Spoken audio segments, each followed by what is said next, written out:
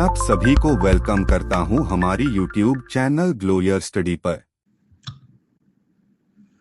Alright everyone, आप सभी को नमस्कार। आशा करता हूं आप सभी स्वस्थ हैं, मस्त हैं और अपनी तैयारी में पूरी तरह से मशगूल हैं और व्यस्त हैं। तो सभी को स्वतंत्रता दिवस की बहुत बहुत शुभकामनाएं। Happy independence day. तो इट्स बीन 76 ईयर्स नाउ, 76 वर्ष हो गए हमारे देश को आजाद हुए। हमारा 77वां नहीं, ये बड़ा कंफ्यूजन होता है लोगों को कि लोग कहते हैं कि ये तो 76 होगा। जी नहीं, ऐसा नहीं है। मुझे भी पहले ऐसे ही लगता था। एक बार बैठ के थोड़ी देर ऑब्जर्व किया कि क्यों बोलते हैं 77। ठीक है, तो आप कंफ्यूज कहाँ कर जाते हो? अपने बर्थडे से और हाउ दिस इज काउंटेड। ठीक है, तो जैसे तुम जब पैदा होते हो तो उस दिन कोई बर्थडे मनाया नहीं जाता, उस दिन तुम्हारी एज बोली जाती है 0 हो तुम। फिर फर्स्ट बर्थडे तुम्हारा 1 साल पे मनता है। ठीक है, तो नेचुरली अगर तुम 21 साल के होते हो, तुम्हारा 21st बर्थडे मन रहा होता है। But this is not how happens with these things. ठीक है, जैसे ये पहला स्वतंत्रता दिवस, ठीक है, मनाया गया 15 अगस्त 1947 को। ठीक है, तो इसी दिन वो फर्स्ट इंडिपेंडेंस डे मनाया गया, पहला काउंटिंग यही हो गया। ठीक है, तो इसलिए जो आज है वो 76 ईयर्स हो गए हैं। तो कोई अगर 15 अगस्त 1947 को पैदा हुआ होगा तो वो 76 साल का होगा, उसका 76वां बर्थडे मनाया जा रहा होगा। ठीक है, और वैसे ये 77th इंडिपेंडेंस डे हुआ उस काउंटिंग के हिसाब से। सिंपल सा लॉजिक है। पहले मैं भी इसमें कंफ्यूज रहता था कई वर्षों पहले। Then I sat down and figured out what to do. Okay, कैसे होता है ये। अच्छा, किसी ने कुछ बोला है कि आप कंटिन्यू क्लास नहीं ले रहे। बेटा देखो, अफवाहें नहीं फैलानी है कभी भी। सो कल मेरी दीदी आई हुई थी, उनको मैं स्टेशन छोड़ने गया था। दीदी मतलब सिस्टर, सिस्टर मतलब अगर वो गुड़गांव में है तो उनको स्टेशन छोड़ना मेरा कर्तव्य है। 15 अगस्त की वजह से वहां बहुत ज्यादा जाम लगा हुआ था स्टेशन पे, बहुत ज्यादा जाम लगा हुआ था। ठीक है, और उसकी वजह से मैं 6 बजे तक लौट ही नहीं पाया। इसलिए मुझे पहले ही अंदेशा हो गया था जब मैं वहां जा रहा था तभी कि वापस लौट नहीं पाऊंगा। उनकी 4:20 की ट्रेन थी। तो मैं आज बैठा हूँ, आज शाम का हमारा कुछ प्लान था, वो कैंसिल करके आपको पढ़ाने के लिए बैठा हूँ। तो आज क्लास शेड्यूल थी नहीं, पर मैं आज पढ़ा रहा हूँ वही बैलेंस करने के लिए। तो कभी भी मैंने बार बार ये चीज बोली है कि अध्यापकों को इंसान की तरह ही समझना है, रोबोट और मशीन की तरह नहीं समझना है उन्हें। ठीक है, तो आज की शाम में कॉम्प्रोमाइज कर रहा हूँ। ठीक है, कि मैं आपको आज पढ़ाऊँ, कल मैं नहीं पढ़ा पाया था। ठीक है, समझ में आई बात मेरी? Clear? Are you okay with this? So always have this kind of empathy for teachers. They are human beings. They have their own responsibilities to fulfill. तो कभी कभी ऐसा हो जाए करेगा, बट उसकी बैलेंसिंग हम लोग करेंगे। ठीक है, आप उसके लिए परेशान हो। तो आगे पार्टनरशिप पार्ट 3 में कितने सवाल हमने कर लिए थे यार, बताना जरा। कितने प्रश्न हो गए थे? How many questions? 25 सवाल हो चुके थे। तो मैं जरा एक बार सवाल नंबर 26 से पहुंच जाऊं। 25 हो गए थे, 26वें सवाल पे आ जाते हैं। ठीक, पढ़ते हैं इसको। देखिए यहाँ पर ये कह रहा है क्वेश्चन नंबर 26 में कि अनिल ने 92,000 रुपए ज्यादा लगाए हैं बिजनेस में सुनील की तुलना में, और सुनील ने जो इन्वेस्ट किया है 6 महीने के लिए, while Anil invested for 4 months. तो इनका जो समय है वो भी दिया हुआ है। अनिल का शेयर में जो प्रॉफिट है वो 560 ज्यादा है सुनील से, out of total profit of this much. आपको बताना है कि the capital contributed by Anil कितना है। Okay, clear? बहुत ध्यान से सुनिएगा इसको, बहुत ध्यान से सुनिएगा इसको। तो यहां पर जो डेटा दिया हुआ है, सबसे पहले समझते हैं कि हमें प्रॉफिट रेशियो एक तरह से दिया हुआ है। अगर आप समझना चाहें तो कैसे दिया हुआ है, ये कह रहा है अनिल का जो प्रॉफिट है वो मान लेते हैं कि हम सुनील का प्रॉफिट मान लेते हैं x है। तो कह रहा है कि अनिल का प्रॉफिट x प्लस 560 होगा, और टोटल प्रॉफिट मुझे 6160 दिया हुआ है। This is provided. अगर मैं इस वैल्यू को कैलकुलेट करूंगा तो ये वैल्यू आएगी 2x plus 560 is equal to 6160। यहां से 2x की वैल्यू आ जाएगी 6160 माइनस 560। 56 5 61 होता है, तो वैल्यू 5600 हो गई। x की वैल्यू कितनी होगी? 5600 बटे 2 यानी 2800। अब x अगर 2800 आ गया तो हम कहेंगे भाई कि सुनील का जो प्रॉफिट है वो 2800 है, और अनिल का जो प्रॉफिट है वो 2800 में 560 जोड़ने से आएगा 3360 है। ठीक है, ये वैल्यू हो गया। क्लियर है? Make sense? हाँ जी। तो एक ये तरीका है इसको कैलकुलेट करने का कि हम इस तरह से एक को x मान लें और एक को x प्लस 560 मान लें और कैलकुलेट कर लें। देन एक दूसरा तरीका है, दोनों इक्वेशन लिख के, कि अनिल प्लस सुनील मुझे टोटल प्रॉफिट दिया है 6160, और अनिल माइनस सुनील भी मुझे दिया हुआ है 560। जब हम इसको कैलकुलेट करते हैं तो हम कहते हैं दोनों को जोड़ेंगे तो 2a बनेगा, तो इनको जोड़ के आधा करेंगे, 61 5 66, और वो 120 और बनेगा, 6720 हो गया, बटे 2 करेंगे तो 3360 बन जाएगा। दोनों को सब्ट्रैक्ट करके आधा कर लें तो 61 माइनस 5 वही हो गया 56, 5600/2 करेंगे तो ये वैल्यू आ गई आपकी 2800। दोनों तरीके हैं कि अनिल और सुनील के प्रॉफिट्स को कैलकुलेट कर रहे हैं। अच्छा, प्रॉफिट कैलकुलेट करने का फायदा क्या हुआ? प्रॉफिट कैलकुलेट करने से जो चीज मुझे सवाल में नहीं पता था, प्रॉफिट रेशियो, वो पता चल गया। और वो प्रॉफिट रेशियो कितना हो गया? 3360 रेशियो 2800। ये प्रॉफिट रेशियो आपका कैलकुलेट होकर यहाँ पर आ गया। अब जितना काट पीट मचाना है मचा सकते हो। आप कहोगे पहले हम इसको 4 से काट सकते हैं, 4 से काट लो, 4 अट्ठे 32, 4 चौके 16, 7 से काटा 10 हुआ, मतलब 14 से काट दो, 14 पंचे 70 और 14 खंड 84, 6:5 आपकी वैल्यू आ गई। तो बेसिकली ये जो डेटा दिया हुआ था इससे हमने प्रॉफिट रेशियो कैलकुलेट किया है 6:5। अब सवाल में ज्यादा कुछ नहीं है, क्योंकि अगर मुझे प्रॉफिट रेशियो पता चल गया है और मुझे टाइम पीरियड भी मालूम है, तो मैं इसको थोड़ा सा जगह कम है, मैं यहाँ लिखूंगा कि देखो यहाँ पर मुझे प्रॉफिट रेशियो पता है 6:5, ये प्रॉफिट रेशियो है। और जो टाइम पीरियड है वो कितना है बेटा? सुनील का इन्वेस्टमेंट 6 महीने का है, अनिल का इन्वेस्टमेंट क्या है? 4 महीने का है। तो ये टाइम है और ये प्रॉफिट है। अगर मैं इन दोनों को डिवाइड करूंगा, प्रॉफिट अपॉन टाइम करूंगा, तो मुझे मिलेगा इन्वेस्टमेंट रेशियो। तो ये वैल्यू आएगी 6/4 यहाँ, और यहाँ पर ये वैल्यू आएगी 5/6। थोड़ा सा सिंप्लीफिकेशन अभी पॉसिबल है, 2 दूनी 4, 2 तिहाई 6, अब 3 छक 18 और 5 दूनी 10। आप चाहो तो 2 से काट दो, 2 तिहाई 6 बन गया, तो 9:5 बन गया। तो बेसिकली अगर मैं लिखूं यहाँ तो 9:5 आपका इन्वेस्टमेंट रेशियो आ चुका है। और अगर ऐसा है तो आप कहोगे अनिल 4 यूनिट ज्यादा है, अनिल का इन्वेस्टमेंट 4 यूनिट ज्यादा है, जिसको क्वेश्चन ने 92,000 बोला है। ठीक है, हमें निकालना क्या है कि 9 यूनिट की वैल्यू कितनी होगी। अगर 4 यूनिट पता है तो 9 यूनिट कितना होगा? आप यहाँ से 1 यूनिट निकालिए, 92/4 होता है 23, तो ये वैल्यू हो गई आपकी 23,000। और अगर मैं 9 यूनिट कैलकुलेट करूंगा तो 9 × 23 बनेगा। 9 × 23 अगर आप कैलकुलेट करोगे तो ये वैल्यू 10 - 1 सोच लीजिए। 10 - 1 अगर हम इसको सोचते हैं, 10 - 1 सोचते हैं तो वैल्यू बनेगी 230 - 23, 207। और 207 के आगे जीरोस लगेंगे तो आंसर क्या होगा? ए। आंसर होगा मेरा ए। ठीक है, ये ओवरऑल कैलकुलेशन है जो इस क्वेश्चन में करनी है। तो इस क्वेश्चन में सबसे जो इंटरेस्टिंग पार्ट है कि प्रॉफिट रेशियो जो है मुझे डायरेक्टली अगर दिया होता तो ये सवाल बड़ा ही लप्पू सवाल होता। तो प्रॉफिट रेशियो डायरेक्टली नहीं दिया है, प्रॉफिट रेशियो जो है डायरेक्टली नॉट गिवन है, नहीं दिया गया है। प्रॉफिट रेशियो मुझे डायरेक्टली नहीं दिया गया, उसको मुझे निकालना पड़ रहा है। तो पार्टनरशिप में ज्यादा कुछ करने का स्कोप है नहीं इनके पास। या तो आपको ये प्रॉफिट रेशियो डायरेक्ट दे दें, और वो जो तरीका नहीं होता कि 3 महीने में इतना इन्वेस्टमेंट कोई इतना निकाल लेगा, कोई इतना डाल लेगा, तो उस तरह से क्वेश्चन को थोड़ा कॉम्प्लेक्स बना सकते हैं। या फिर प्रॉफिट रेशियो को डायरेक्ट ना दें, थोड़ा घुमाने के लिए इनडायरेक्टली दे दें, जैसे यहाँ दिया गया। तो इस तरह से भी कैलकुलेशन आप कर लोगे, आपको इतनी दिक्कत नहीं होगी। आगे सवाल पे बढ़ते हैं। ठीक है, क्लियर? गोविंद जी, अयोतल्ला जी, आपके जो भी डाउट्स हैं वो क्लास के अंत में, क्योंकि उनका इस क्लास से लेना देना नहीं है, मुझे पता है, जो भी मैं पढ़ा रहा हूँ मैंने डाउट्स खोल के देख लिए हैं आपके। ठीक है, तो एक बार क्लास हो जाने दीजिए। जैसे औसत का डाउट आप पूछ रहे हो, अभी मैं ये पार्टनरशिप को मुझे खत्म करना है आज, तो बीच में अगर मैं औसत के डाउट बताने लगूंगा ना तो ये टॉपिक हो नहीं पाएगा फिर। ठीक है, पहले मुझे इसको खत्म करिए, क्लास के अंत में आप मुझे साथ दीजिए मेरा कि मैं जल्दी से खत्म कर पाऊं, तब मैं आपके पिछले टॉपिक्स के डाउट ले पाऊंगा। ठीक है, 27वां सवाल देखिए। सुरेश और रमेश ने एक बिजनेस स्टार्ट किया है, इसमें उन्होंने इन्वेस्टमेंट किया है 1,25,000 और 50,000 का, right? The condition of partnership is that Ramesh gets ₹120 per month for managing the business. बाकी का जो प्रॉफिट है वो हम उनके इन्वेस्टमेंट रेशियो में बांटने वाले हैं। हमें टोटल प्रॉफिट रमेश का बताना है, जो टोटल एनुअल प्रॉफिट है 39940 में वो कितना होगा। तो स्ट्रेट फॉरवर्ड क्वेश्चन है, बस हमें क्या करना है कि एक को 120 रुपए पर महीने बिजनेस मैनेज करने के लिए मुझे देना है। टोटल प्रॉफिट भी मुझे दिया हुआ है, मुझे उसमें रमेश का शेयर निकालना है। ठीक है, तो क्या करेंगे हम, जो टोटल प्रॉफिट है उसमें सैलरी वाला पार्ट पहले हटाएंगे, तो उसके बाद इसको बांट देंगे। तो आप कहोगे ये तो बहुत आसान सवाल है, क्योंकि मैं लिखूंगा सुरेश रेशियो रमेश, और जो रेशियो बनेगा वो बनेगा 125/50। 3 जीरो तो आप उड़ा दो, 3 जीरो सीधे काट दिया, फिर 25 दूना 50 बनेगा और 25 पंचे 125 बनेगा। तो ये वैल्यू क्या होगी? 5:2 होगी। अब 5:2 में हमें प्रॉफिट को बांटना है, लेकिन जो हमारा ग्रॉस प्रॉफिट है वो 39940 है। इसको हम क्या बोलेंगे? इसको हम बोलेंगे ग्रॉस प्रॉफिट। तो ये ग्रॉस प्रॉफिट हो गया। अब इस ग्रॉस प्रॉफिट में हम घटाएंगे क्या? जो सैलरी जा रही है उसको ग्रॉस प्रॉफिट में माइनस कर देंगे। तो ये 120 × 12 बनेगी, 12 बनी हम 144, यानी ये 1440 रुपए का मुनाफा हो गया। तो 1440 रुपए का मुनाफा जो है यहाँ पर लिखता हूं मैं।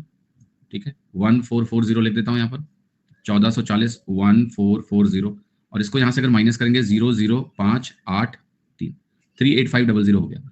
तो ये पैसा अब मुझे इस रेशियो में बांटना है, और मुझे पता करना है कि रमेश को कितना मिला टोटल प्रॉफिट में।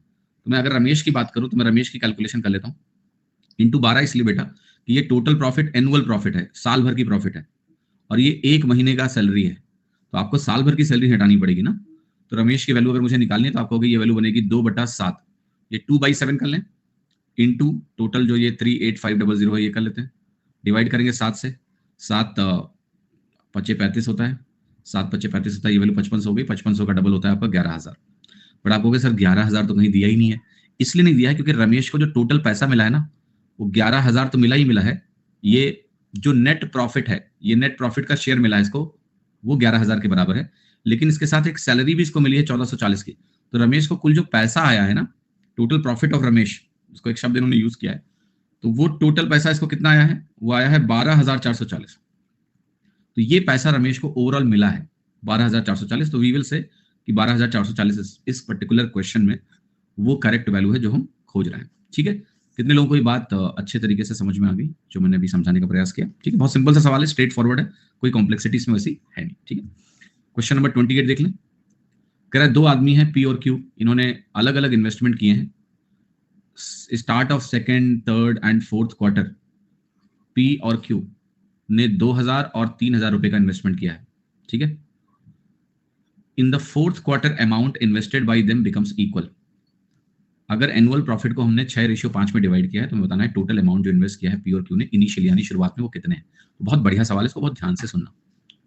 तो ये कह रहा है क्या कि पी जो है ना, जैसे इन्होंने कुछ सर्टेन अमाउंट ऑफ मनी से स्टार्ट किया होगा, जैसे पी ने मान लेते हैं एक्स पैसे से स्टार्टिंग करी, क्यू ने मान लेते हैं वाई पैसे से स्टार्टिंग करी, ये इनका स्टार्ट है।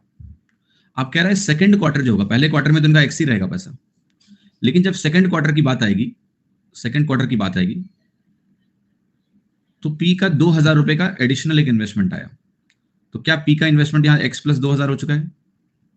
यहां पर पी का जो पैसा होगा तीसरे क्वार्टर में वो एक्स प्लस 4000 हो चुका होगा? क्या यहां चौथे क्वार्टर में जब इन्वेस्टमेंट इसका 2000 आएगा तो ये वैल्यू एक्स प्लस 6000 हो चुकी होगी? ऐसे ही आपको पता है यहां पर 3000 का इन्वेस्टमेंट हो रहा है, तो वाई की वैल्यू वाई प्लस 3000 यहां होगी, यहां थर्ड में 3000 और आ जाएगा तो ये वैल्यू वाई प्लस 6000 होगी, यहां फोर्थ आ गया तो ये वैल्यू वाई प्लस 9000 होगी। हर्ष करें कोई शॉर्ट ट्रिक नहीं है, हर्ष जब भी शॉर्ट ट्रिक होगा तो मैं आपसे छुपाऊंगा नहीं, क्योंकि मेरा आपसे कोई कंपटीशन नहीं है। ठीक है, तो जहां कुछ मौका होगा वहां मैं समझा दूंगा, तो इसके लिए आप ज्यादा चिंतित ना हो। ठीक है, क्लियर? जितना आपको चीजें कई बार लॉन्ग लग रही हैं वो इसलिए लग रही हैं क्योंकि अभी आप प्रैक्टिस में हो नहीं, जब प्रैक्टिस में होगे तो आप यही चीजें जल्दी करोगे, और मेरा आपसे छुपाने का कोई उद्देश्य नहीं है। मैं चाहता हूं मेरे बच्चे सक्सीड हो, सिलेक्ट हो, तो मैं बता दूंगा अगर ऐसा कुछ होगा तो। ठीक है, ये वैल्यू आ गई आपकी। अब ये जैसे इस क्वेश्चन में इतना कुछ लिख रहा हूं, ये इतना लिखना नहीं पड़ेगा आपको, आप लिख सकते हो कि एक्स प्लस 6000, मतलब सीधे 6000 ज्यादा होगा भाई, हर क्वार्टर में 2-2000 आएगा तो आप कहोगे वो शुरुआत की वैल्यू से 6000 ज्यादा होगा। We can write like this. अब आगे बोला कि फोर्थ क्वार्टर में जो इन्वेस्टेड अमाउंट है वो बराबर हो गया, तो एक तरह से आपको ये जानकारी मिल गई कि अगर ये एक्स प्लस 6000 वाई प्लस 9000 के बराबर हो गया तो हम यहां से एक जानकारी ले सकते हैं कि भाई एक्स जो है वो ऑलरेडी वाई से 3000 ज्यादा है, शुरुआत से 3000 ज्यादा है। ये जजमेंट के लिए आपको इतना लिखना नहीं था, अगर आप सिर्फ इतना सोचते कि भाई ये बेसिकली क्या हो रहा है, लास्ट में जाके शुरुआत की वैल्यू से 6000 ज्यादा होगा, ये लास्ट की वैल्यू शुरुआत की वैल्यू से 9000 ज्यादा होगी, और अगर ये बराबर हैं तो इसका मतलब ये है कि इसने शुरुआती 3000 एक्स्ट्रा से किया है तभी बैलेंसिंग होगी, वरना नहीं होगी। तो ये आपको इतना लिखना नहीं पड़ता, बट एनीवे ये हमने यहाँ पर लिख दी वैल्यू, एक्स माइनस वाई का जो अंतर है वो 3000 के बराबर है।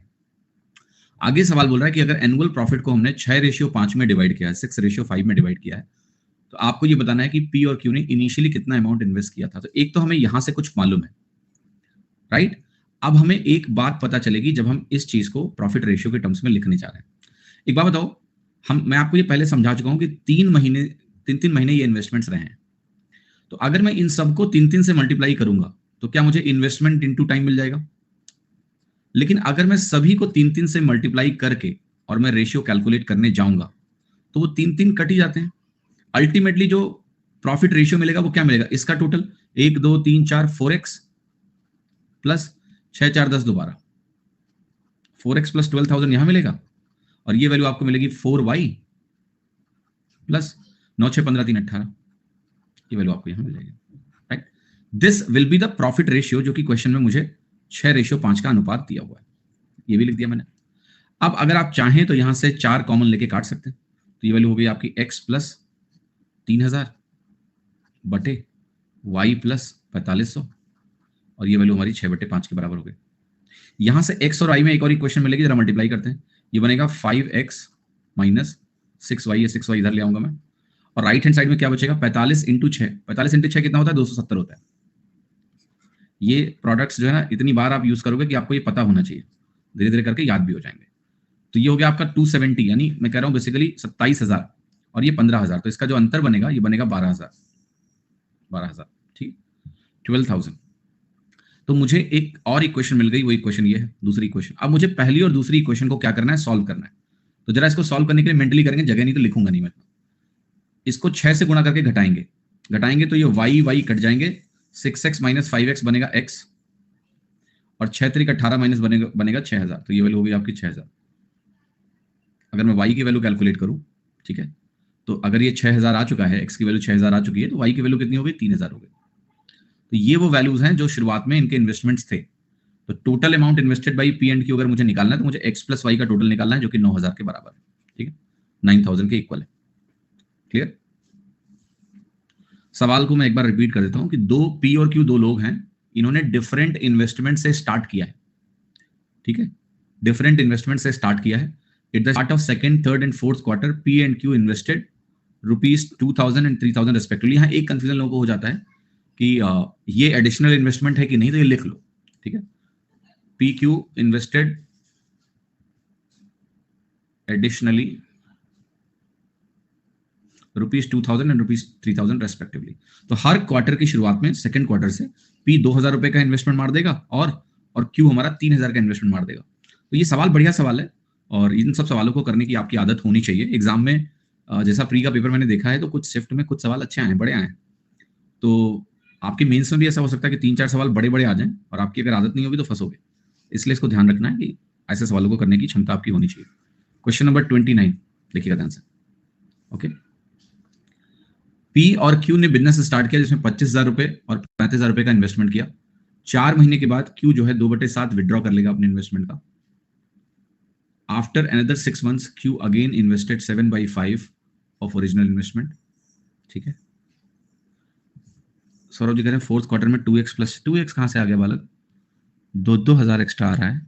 हाँ जी, 2,000 एक्स्ट्रा आ रहा है बेटा। वीरेंद्र जी कह रहे हैं मैंने अभी एक कोर्स स्टार्ट किया है, समझ में बुरा आ रहा है लेकिन क्वेश्चन सॉल्व नहीं हो रहे, इतना जल्दी कैसे हो जाएंगे बेटा। धीरे धीरे रे मना धीरे धीरे से सब होए, माली सींचे 100 घड़ा ऋतु आए फल होए, वक्त लगेगा।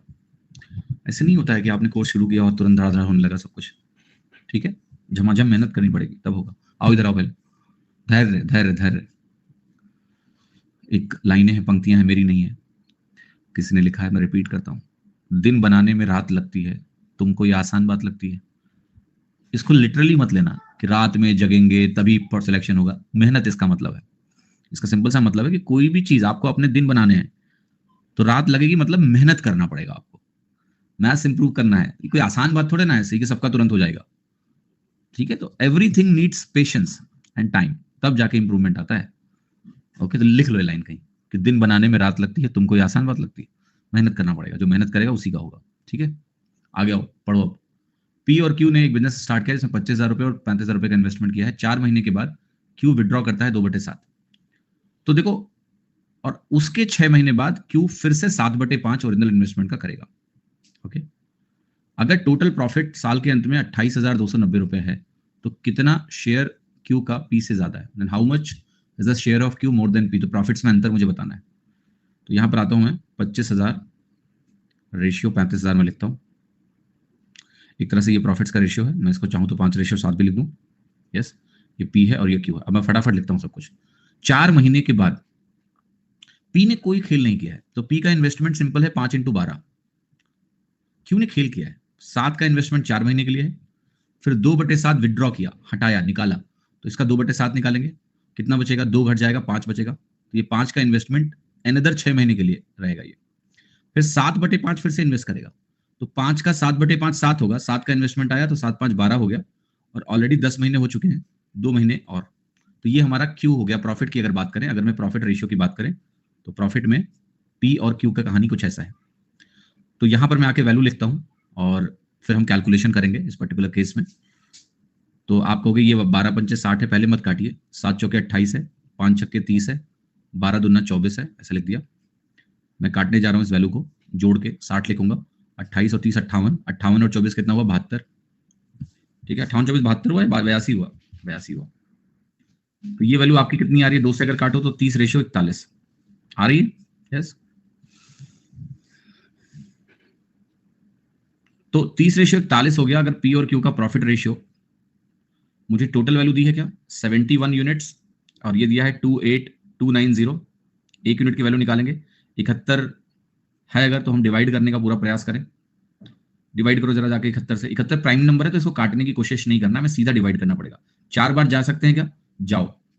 4 बार जाके थोड़ा आगे निकलोगे, निकल जाओ। तो ये आर्ट ऑफ कैलकुलेशन देखो, हमें पता है कि 7 चौके 28 होता है, उसी के आसपास है, क्योंकि आपको कुछ नई चीज बताने जा रहा हूं मैं। तो आप मल्टीप्लाई करोगे तो आपको मिलेगा यहाँ 284।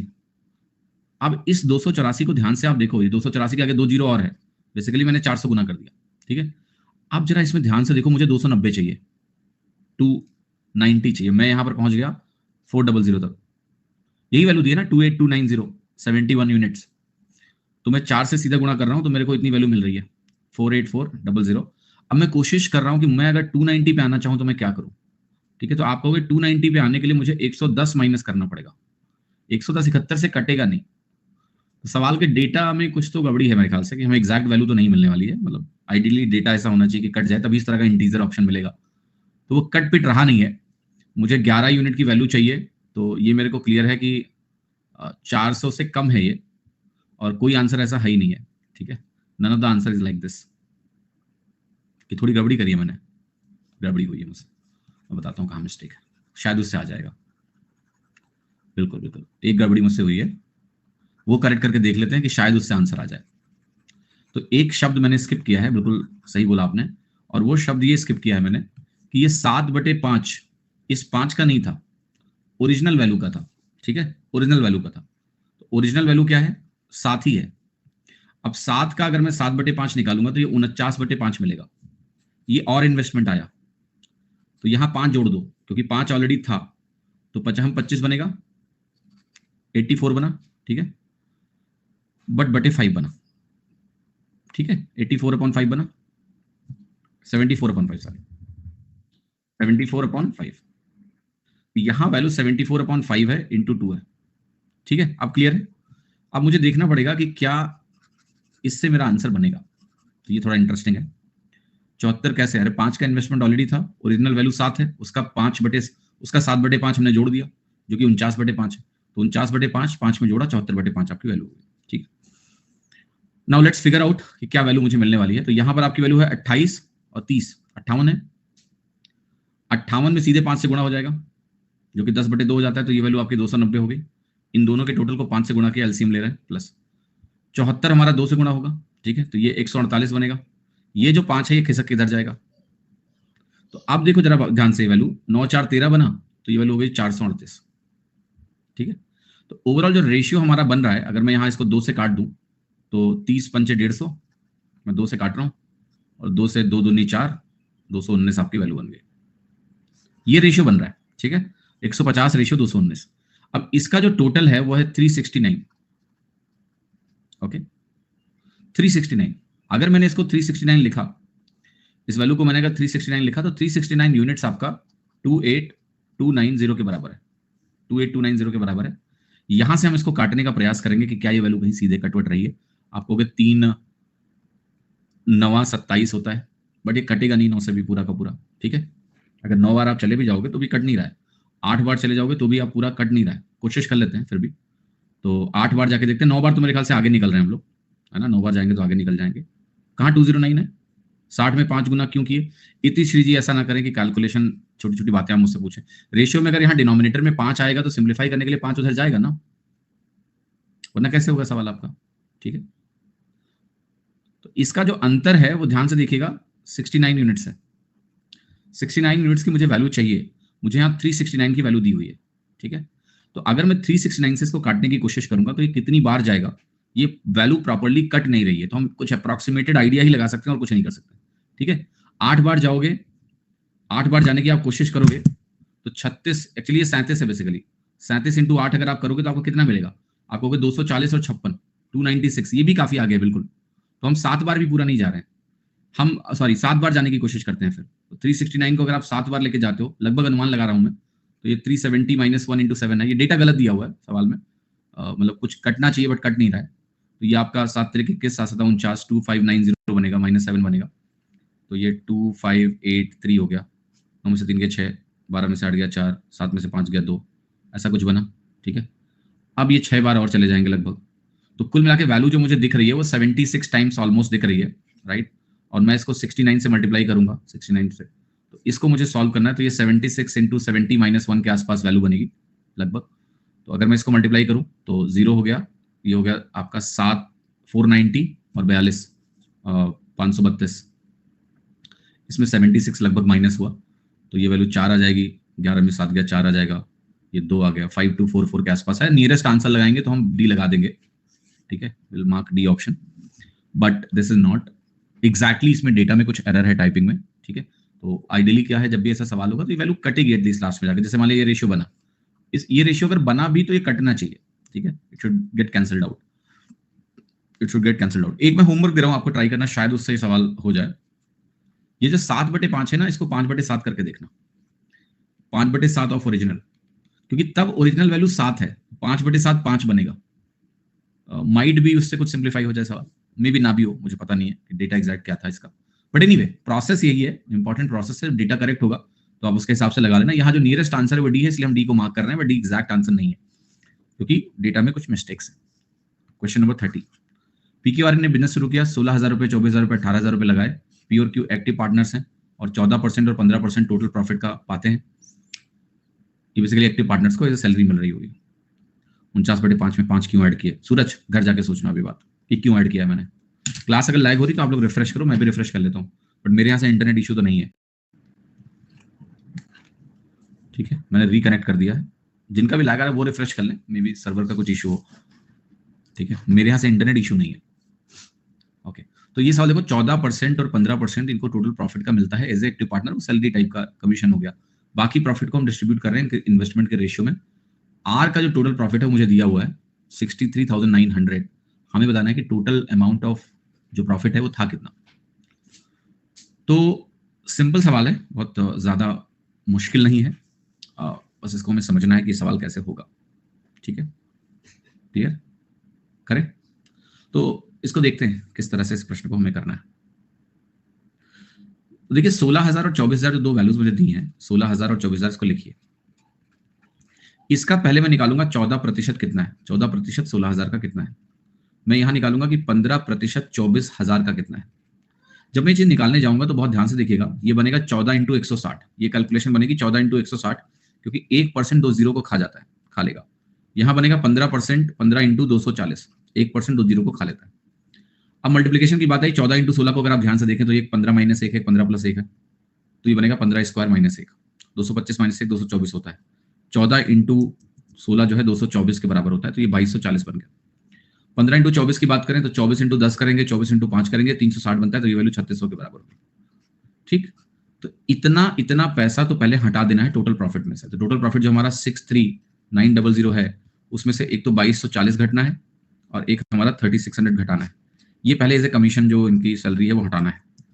आपको यहाँ क्या मिलेगा, सीधे 60 घटेगा, मतलब यहाँ 8 बचा, 8 में 8 गया 0, और ये 3 2 5 है, और ये 3 है, 13 में से 5 गया 8, और ये हो गया आपका 5। क्लियर? क्या मैंने सही लिखा है? नहीं, क्योंकि आर का प्रॉफिट मुझे दिया है, ये वैल्यू वो नहीं है जो मुझे चाहिए। बिल्कुल सही बोला आपने, ये वो वैल्यू नहीं है। बेसिकली हमें जो आर की वैल्यू दी है, ये आर का शेयर दिया हुआ है। तो जरा इसको समझते हैं, इसका मतलब क्या है।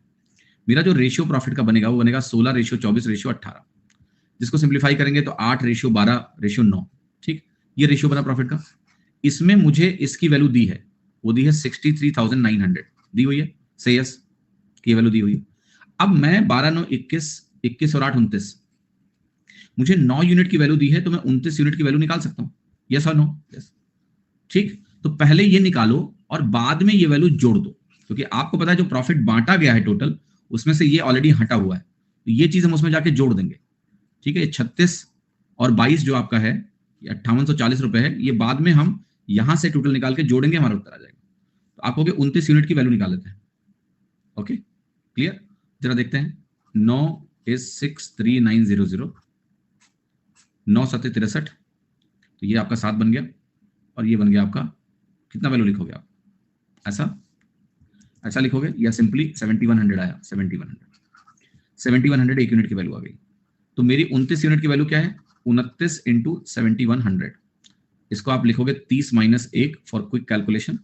71 का 3 कितना होता है, 213, ठीक है, 213 होता है। कहाँ 2059 आ रहा है, अच्छा आंसर बता रहे हो आप, निकाल रहे हैं अभी, जो भी आएगा। 7 3 21 210 होता है, 71 लोगे 213 बनेगा, तो ये वैल्यू बनी आपकी 213000 माइनस 7100, ठीक है। ये मुझे माइनस करना है, ये मुझे घटाना है, तो 213000 माइनस 7100, इसको माइनस करेंगे, 0 2 घटे, 10 में से गया 9, 12 में से 7 गया 5, और ये वैल्यू आपकी हो गई 20, 205900। ये वैल्यू आपकी कैलकुलेट हो गई जो प्रॉफिट डिस्ट्रीब्यूट हुआ है। अब हमें इसमें 5840 रुपए और जोड़ देने, जोड़ दो, तो 205900 में हम अगर 5840 और जोड़ते हैं तो आपकी वैल्यू कितनी बन रही है। और एक चीज और देखना है, 1 मिनट, एक गड़बड़ी और हुई है, यस, कोई बात नहीं, सॉरी, ये सवाल में थोड़ा सा मैंने गलत लिख दिया है। ये कमीशन इनके इन्वेस्टमेंट का नहीं है, और सॉरी, माफ करिएगा। बेसिकली जो प्रॉफिट बांटा हमने, है ना, वो 71% बांटा है, ठीक है। तो ये जो प्रॉफिट आपकी डिस्ट्रीब्यूट हुई है इसेंशियली, ये 14% और 15% टोटल प्रॉफिट का ही था। तो ये वैल्यू 29% ऑफ टोटल प्रॉफिट ये ऑलरेडी निकाल के फिर बटा है। तो अब हम क्या बोलेंगे कि ये जो वैल्यू हमारी आई है, ये वाली, सॉरी माफ कीजिएगा मुझे, ये जो 205900 वैल्यू आई है ना, ये ओके, तो ये वैल्यू खुद 71% के बराबर है, टोटल प्रॉफिट का 71% है, ठीक है। तो अगर मैं टोटल प्रॉफिट कैलकुलेट करूंगा तो 205900 बटे 71, इसको अब मैं डिवाइड करूंगा तो मेरा टोटल प्रॉफिट निकल के आएगा 71% 71/100, तो इसको ऐसे लिख सकता हूं, ये आपका आंसर आएगा, जो भी यहां से कैलकुलेट होकर वैल्यू आएगी। तो 71 को हम कितनी बार ले जाएंगे, 3 बार तो जाएगा नहीं, 2 बार जाएगा, 71 दूना 142, और 142 के बाद 58 और 5 63 हो गया, ऐसा बना, 9 बार जाओ कट जाएगा, 2900 आ गया, तो आपका आंसर आ गया 290000, ये आंसर है, दैट्स माय आंसर, ठीक है। तो माफ करिएगा, थोड़ा गूफ ऑफ कर दिया मैंने इस सवाल में, ऑलराइट, क्लियर हो गया सभी को, ओके।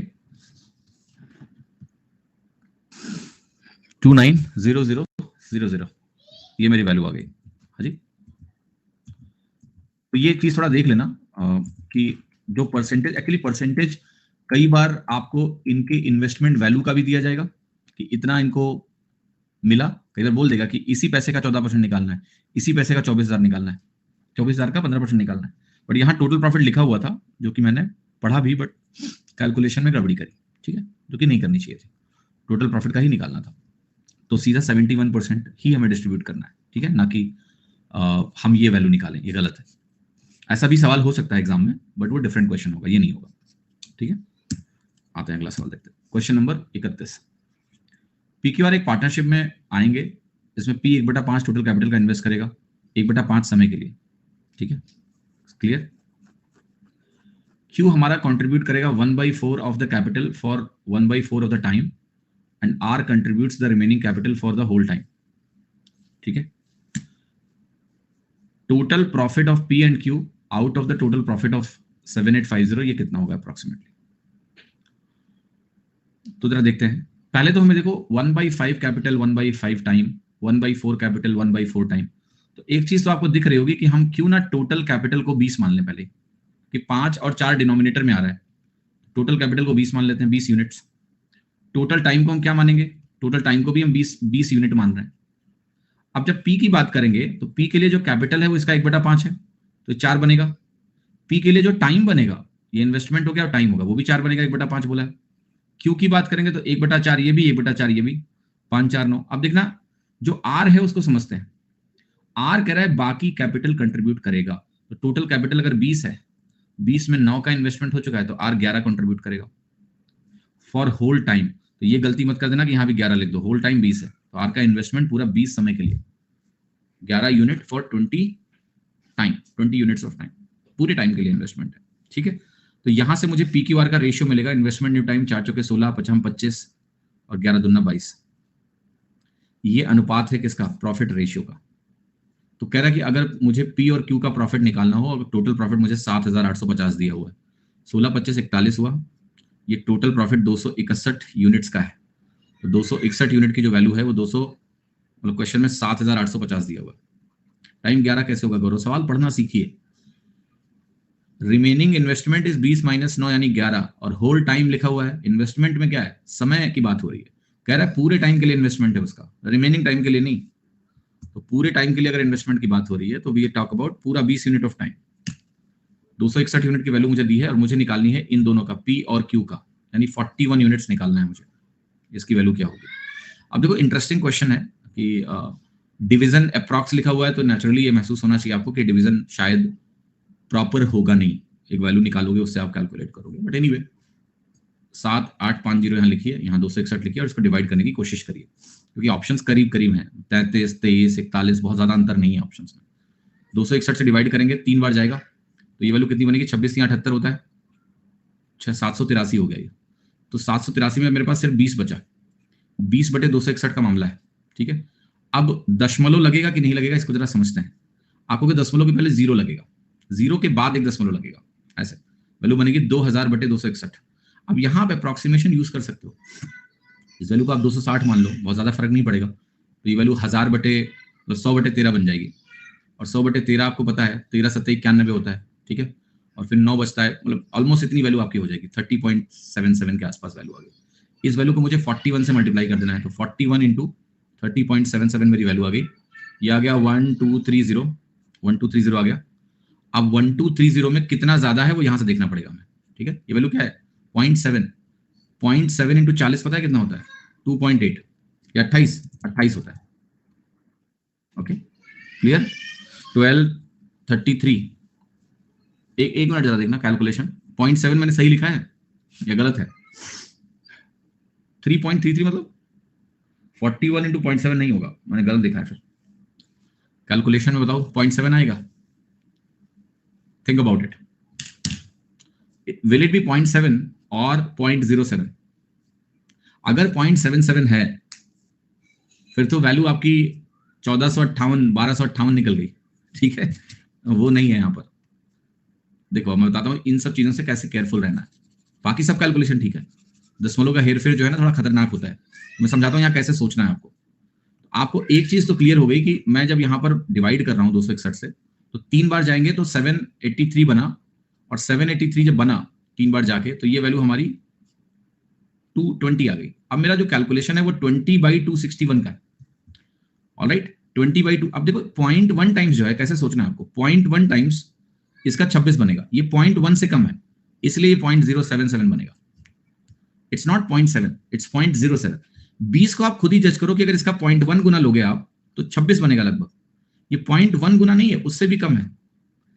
अब वो 1/13 वाला कॉन्सेप्ट लगा के उसको 0.07 लिख सकते हो। अब अगर 41 से गुणा करोगे तो आपकी वैल्यू अब आपकी जो भी आनी है वो आ जाएगी। तो कैलकुलेटिव सवाल है, बट इस तरह की कैलकुलेशन की आदत डालनी पड़ेगी।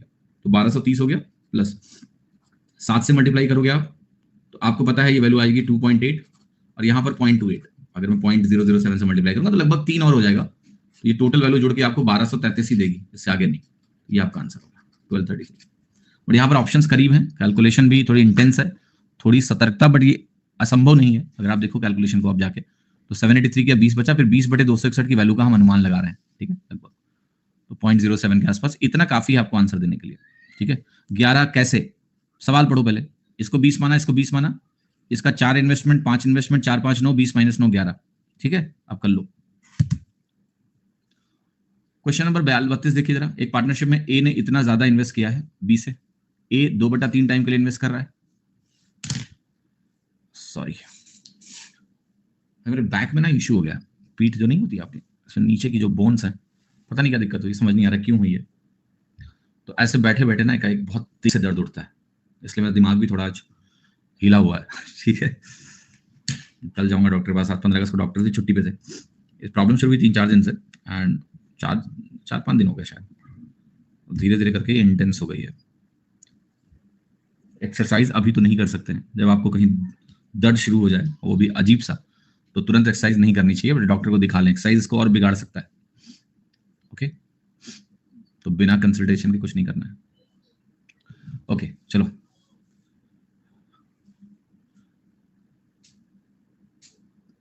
होम्योपैथिक डॉक्टर से कंसल्ट करें। यार पहले तो एलोपैथी के दिखाएंगे, थोड़ा सा एक्सरे एक्सरे करा के देखें प्रॉब्लम क्या है ना, क्योंकि ये थोड़ा अलग प्रॉब्लम लग रही है मुझे। कुछ ऐसा दर्द हुआ नहीं मुझे कभी, नॉर्मल पीठ उठ में दर्द होता है पढ़ाते पढ़ाते, पर अब तो बैठ के पढ़ा रहे हैं, बैक रेस्ट भी है, उतना पंगा नहीं है, ये कुछ और ही इशू है। देखते हैं कहीं झटका लग गया क्या, बट याद भी नहीं आ रहा कुछ कैसा, कुछ इधर मैंने एक्सरसाइज करी हो, कुछ किया ही नहीं है। चलो अब सवाल पे आते हैं। ए ने 11,468 इन्वेस्ट किया है, बी से ज्यादा, तो ये तो ठीक है, इन्वेस्टमेंट अमाउंट में डिफरेंस दिया है। ए ने 2/3 समय के लिए इन्वेस्ट किया है, बी ने 3/5 समय के लिए इन्वेस्ट किया है, सी ने होल टाइम के लिए इन्वेस्ट किया। सबसे पहले यहाँ टाइम की वैल्यू को एज्यूम करना पड़ेगा हमें। तो यहाँ देखो डिनोमिनेटर में 3 है, यहाँ डिनोमिनेटर में 5 है, तो आप टाइम को 15 यूनिट मान लो। कितना माना है? 15 यूनिट। ओके, तो यहां पर देखिए ध्यान से कि ए का जो टाइम इन्वेस्टमेंट है, ए का जो टाइम है, टाइम ऑफ ए कितना है? ये 2/3 इंटू 15 है, तो ये 10 यूनिट हो गया। जो बी का टाइम इन्वेस्टमेंट है वो 3/5 है, तो 3/5 इंटू 15 लिखेंगे, तो ये 9 यूनिट हो गया। ठीक है, अब जो सी है वो होल टाइम बोल रहा है, तो सी का टाइम इन्वेस्टमेंट 15 यूनिट खुद ही होगा, पूरा का पूरा होल टाइम क्या 15 यूनिट मान रहे हैं, तो टाइम रेशियो आपको 10, 9, 15 पता है। अच्छा, प्रॉफिट रेशियो पता है आपको? यस, प्रॉफिट रेशियो क्या जरा देखो। सो आपने कहा अगर मैं प्रॉफिट रेशियो की बात करूं, तो प्रॉफिट रेशियो 1/3, 1/4, 1/6, मैं किससे गुणा करूंगा? 12 से।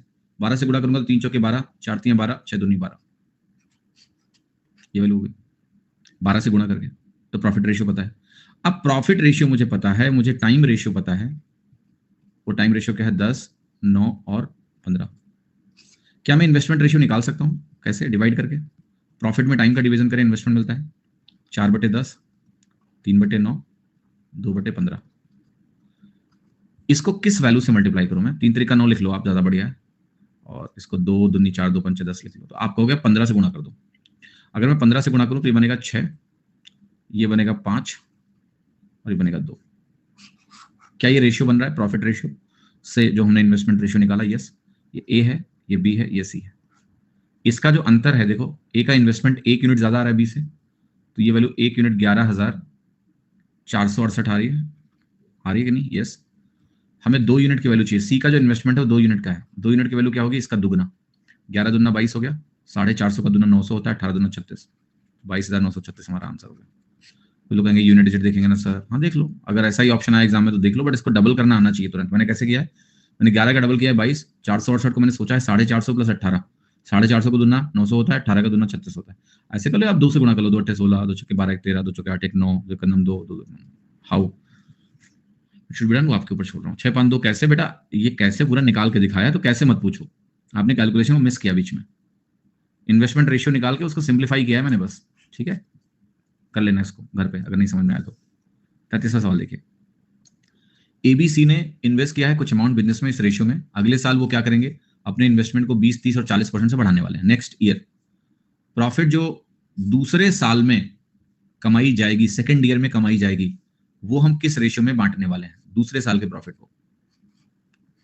तो हमें सेकेंड ईयर का जो पीरियड है उसमें इनिशियल इन्वेस्टमेंट चाहिए, वहां से हम दूसरे साल का रेशियो निकालेंगे और दूसरे साल का रेशियो निकाल के हम उसको डिस्ट्रीब्यूट करेंगे। तो आप जरा देखिए इसको, ये 6 है, 4 है और 5 है। थोड़ी देर के लिए काम करेंगे, इसको 60, 40 और 50 मानेंगे रेशियो पर्पज से। क्यों? ताकि इसका 20% निकालना आसान हो, दशमलव में ना निकले। अगर आप 6 4 5 लिखोगे तो दशमलव में वैल्यू आ जाएंगी 20% बढ़ाने पे। तो सेकेंड ईयर में क्या होगा? ये 60 जो है 20% से बढ़ेगा। 60 का 20% क्या होता है? 12 होता है, तो ये वैल्यू हो जाएगी 72। 40 का 30% क्या होता है? 40 का 30% भी 12 होता है। कैसे मैं इतना जल्दी लिख रहा हूं? बहुत सिंपल है। 40 का 10% क्या होगा? इसका 1/10 यानी 4। 30% 10% का 3 गुना होता है, तो 4 का 3 गुना 12 हो गया, तो ये वैल्यू कितनी हो गई? 52 हो गई। 50 को हमें क्या करना है? 40% करना है, सेम काम करो आप। 50 को 40% बनना है, 50 का 10% निकालो, वो होगा 5, 40% यानी 4 गुना 5 के 20, तो ये बढ़ गया 20, ये वैल्यू हो गई 70।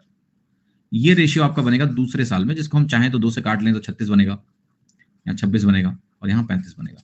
ये अल्टीमेट रेशियो है, 36, 26, 35। 36, 26, 35 ये आपका आंसर होगा। ठीक है, nobody should have any problem in this particular question. हम यहाँ पर एक काम और भी कर सकते हैं कि हम सिर्फ 2 को पकड़ के उत्तर लगा सकते हैं। अगर आप ये ऑब्जर्व करो कि पहला 2 रेशियो तो 2 ऑप्शन में सेम है, लेकिन ये दोनों रेशियो किसी भी 2 ऑप्शन में सेम नहीं है क्या? नहीं, हर जगह ये वैल्यूज अलग अलग हैं अगर आप ध्यान से देखें तो। ठीक है, तो ये 40 है और ये 50 है, ये 40 है और ये 50 है। बस इन दोनों को आप देख लो, इसको 30% बढ़ाएंगे तो ये वैल्यू बन जाएगी 52, और इसको हम 40% से बढ़ाएंगे तो ये वैल्यू बन जाएगी 70। इन दोनों का रेशियो 26:35 आएगा, जो कि सिर्फ एक ऑप्शन में है, ए ऑप्शन, तो वही करेक्ट होगा। आप चाहो तो इसको स्किप कर सकते हो, खैर इतना ज्यादा समय बचेगा नहीं, बिकॉज सीधा सवाल है तो आप सीधा करोगे तो भी उत्तर आ ही जाएगा। इतना बड़ा चैलेंज इस सवाल में होना नहीं चाहिए कि आप बहुत ज्यादा कंफ्यूज रहें इस पर्टिकुलर क्वेश्चन में। ठीक है, आगे बढ़े। क्लियर? सर मैथ्स के टीचर भी आप ही हो, मोहब्बत नहीं हो रही है। कोई बात नहीं, सबको मोहब्बत मुझसे कैसे हो सकती है ना? क्लियर? तो उसमें कोई प्रॉब्लम नहीं है। हाँ जी, किसी और को ढूंढो जिससे आपको मोहब्बत हो जाए, मिल जाएंगे लोग। मैंने ये तो नहीं बोला कि 100% आपको मोहब्बत मुझसे होनी चाहिए, नहीं होगी।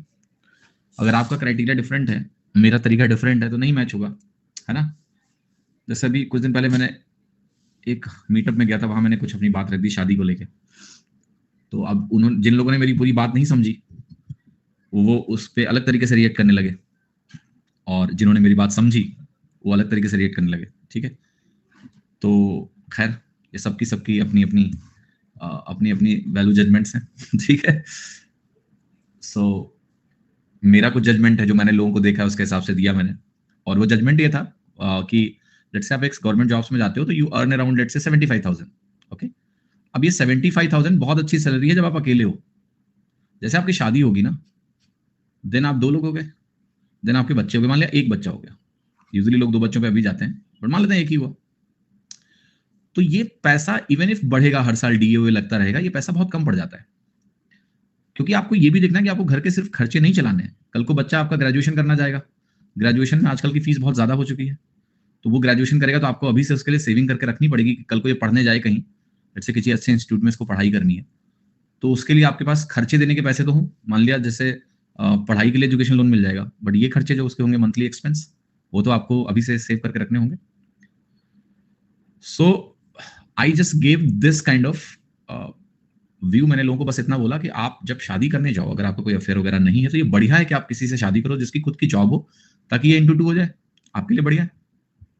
ठीक है, अच्छा है। एंड बाद में गर्ल्स को बहुत फैसिलिटी गवर्नमेंट देती है। देयर इज 2 साल का, आई थिंक मेरी फ्रेंड है वो भी एसएससी में, she is under secretary, 2 promotion लग चुके हैं उसके, तो 2 साल की तो चाइल्ड केयर लीव मिलती है, देन आपको मैटरनिटी लीव मिलती है 6 महीने की, तो वो सपोर्ट के लिए मिल जाता है। आपके पास पैसे हैं तो आप मेड लगा लो घर में खाना वाना बनाने के लिए।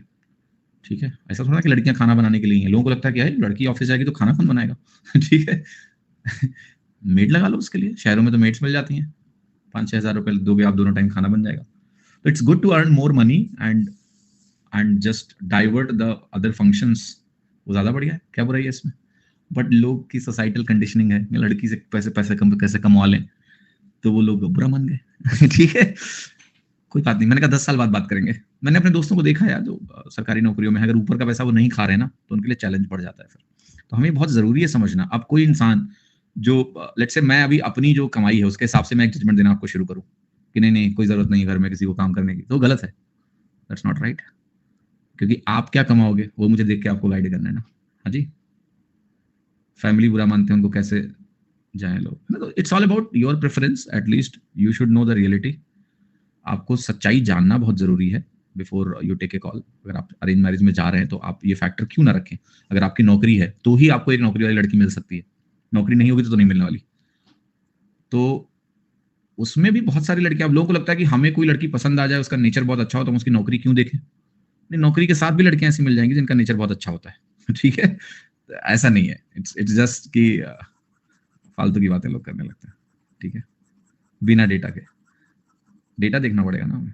ठीक है, हाँ जी। अच्छा, ये मेरी सोच क्यों है इसका कारण है, मेरे घर में मेरे नाना जी जो थे बड़े प्रोग्रेसिव थे। उनका ये कहना था कि लड़कियों को जॉब करनी चाहिए। तो माता जी की नौकरी है, मौसी जी की नौकरी थी, सब लोग टीचर ही थे, प्राइमरी स्कूल में पढ़ाते थे।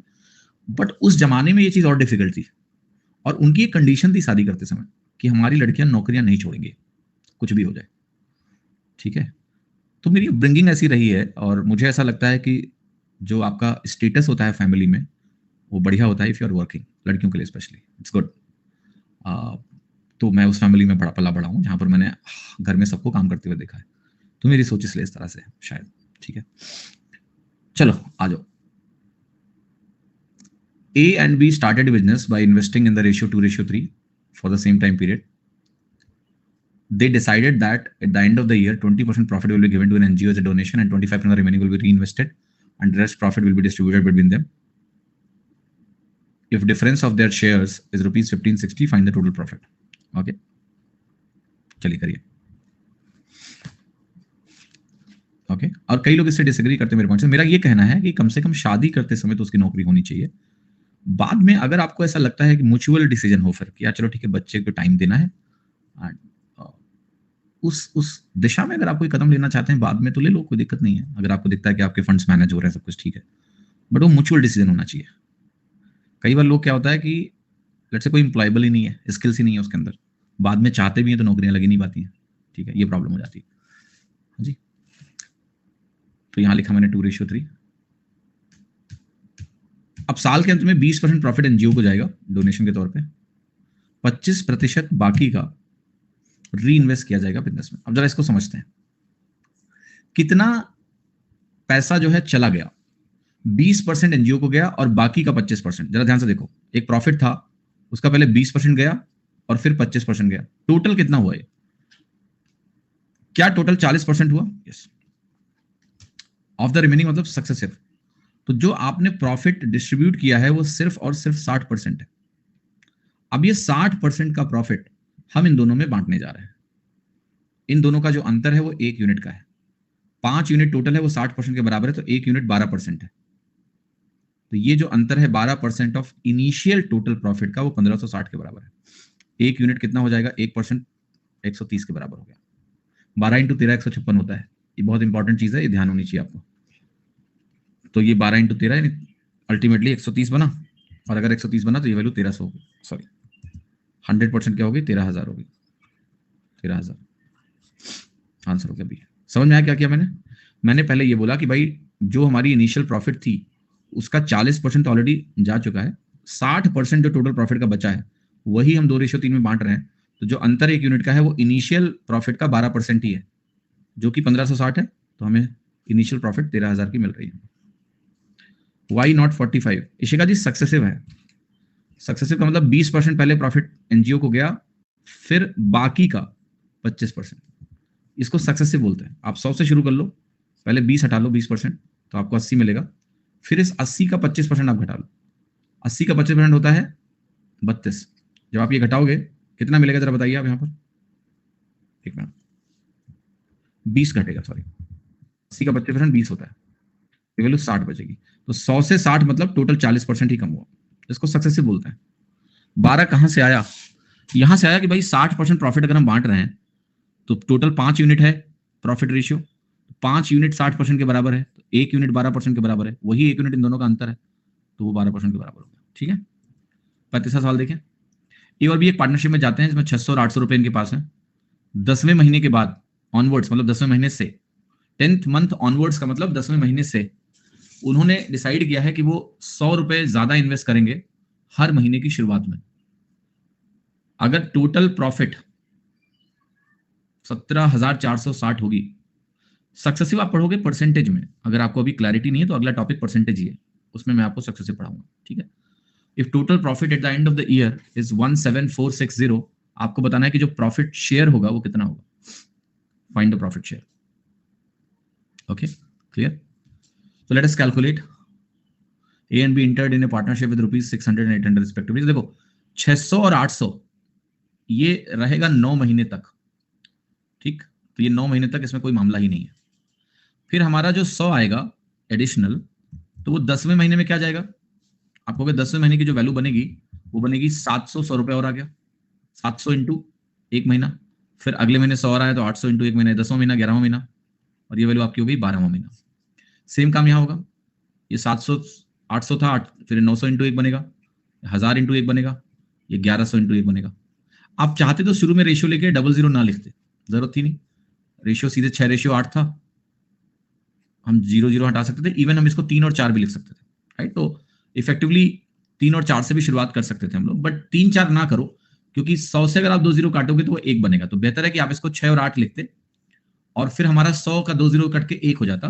तो हम कहते हैं 6 × 9 महीने, 8 × 9 महीने, फिर हम कहते हैं 6 से 100 बढ़ के 700 बनता, यानी 7 1 महीने, 8 1 महीने, 9 1 महीने, ऐसा। और यहां बनता आपका 9 × 1 महीना, 10 × 1 महीना, और ये बनता आपका 11 × 1 महीना। तो आप टोटल करते तो 9 6 54 बना, 54 7 8 9, ठीक है, ये हो गया 24। 54 और 24 अगर हम लिखते तो बनता कितना, 78, राइट। यहां बनता आपका 72, और 72 और 30 102, ठीक है। समझ में आ रहा है सभी को? ये value 78 and 102 are the values. 2 से अगर काटोगे तो बनेगा 39 और 51। 39 और 51 का टोटल कितना है, 90। तो ये 90 यूनिट्स आपको क्वेश्चन में दी है 17460 के बराबर। काटते हैं, 9 91 9 8 17 9 9 81 9 चौके 36, 194। तो 194 वैल्यू आपकी हो गई, ठीक है। 194 आपकी वैल्यू हो गई, एक यूनिट की वैल्यू 194 हो गई। मुझे ए का प्रॉफिट शेयर निकालना है, वो चीज 39। तो मुझे निकालना क्या है, 39 × 194। यूनिट डिजिट से आपका काम चलना नहीं है, मैं इसलिए आगाह करता रहता हूँ बार बार कि यूनिट डिजिट से काम यहाँ नहीं चलेगा आपका। तो मुझे करना क्या है, मुझे मल्टीप्लाई करना है। तो मैं इसको कई तरीके से कर सकता हूँ। मैं इसको 40 - 1 सोच सकता हूँ, 40 - 1 × 194। अब 194 का 4 गुना कैसे करेंगे, ठीक है। ये बनेगा आपका 2 गुना करोगे तो बनेगा 388। अब 388 का अगर आप डबल करते हो कितना बनेगा आपका, 776, ठीक है। 776, तो ये 7760 हो गया, माइनस 194। अगर ये माइनस करूं मैं इसमें से, पहले 160 घटाऊंगा, फिर 34 और घटाऊंगा, तो 7566 आपका आंसर आ गया। 7566। बाकी जैसे करना है कर लो, कोई दिक्कत नहीं है। कुछ लोग कह रहे हैं मल्टीपल देखेंगे कि मेरा आंसर जो है 3 का मल्टीपल होगा, क्योंकि 39 है। बट ये कब काम करेगा कब नहीं करेगा इसकी गारंटी नहीं है। आप सोच सकते हो क्या कि 39 है तो 3 और 13 का मल्टीपल होगा, 6 6 12 6 18 7 25, ये नहीं होगा। 6 5 11 6 17 7 24, ये भी हो रहा है। अब क्या करोगे, ये भी 3 का मल्टीपल है, तो आप फिर को 13 चेक करना पड़ेगा, ठीक है। ये भी 24 आ रहा है, तो ये भी 3 का मल्टीपल, ये भी 3 का मल्टीपल, 3 ऑप्शन 3 का मल्टीपल होगा, 3 का मल्टीपल काम नहीं कर रहा है। अब 13 का मल्टीपल आप चेक करने जाओगे, 13 का मल्टीपल चेक करोगे, अब 13 का मल्टीपल शायद एक ऑप्शन बने, तो but it takes lot of time ना। 3 भी चेक करो, 13 भी चेक करो, आसान नहीं है। तो आप कैलकुलेशन को भी एग्जैक्टली करना सीखें, ठीक है। आगे बढ़ते हैं, 36वां सवाल देखते हैं। ए ने एक स्मॉल छोटा सा बिजनेस शुरू किया है, इसमें सर्टेन अमाउंट ऑफ मनी लगाया। बी ने ज्वाइन किया 4 महीने के बाद इक्वल अमाउंट के साथ, जो कि 50,000 कम है ए से। सी ने ज्वाइन किया अगले 3 महीने बाद, जिसका अमाउंट 30,000 रुपए कम है ए से। 1 साल के अंत में जो टोटल इन्वेस्टमेंट रिपोर्टेड है वो 1,45,000 है। और what is the share of A, अगर बी ने 6,000 रुपए रिसीव किया प्रॉफिट शेयर, ठीक है। तो जरा इसको ध्यान से देखिए, जरा 1 मिनट सवाल करिए।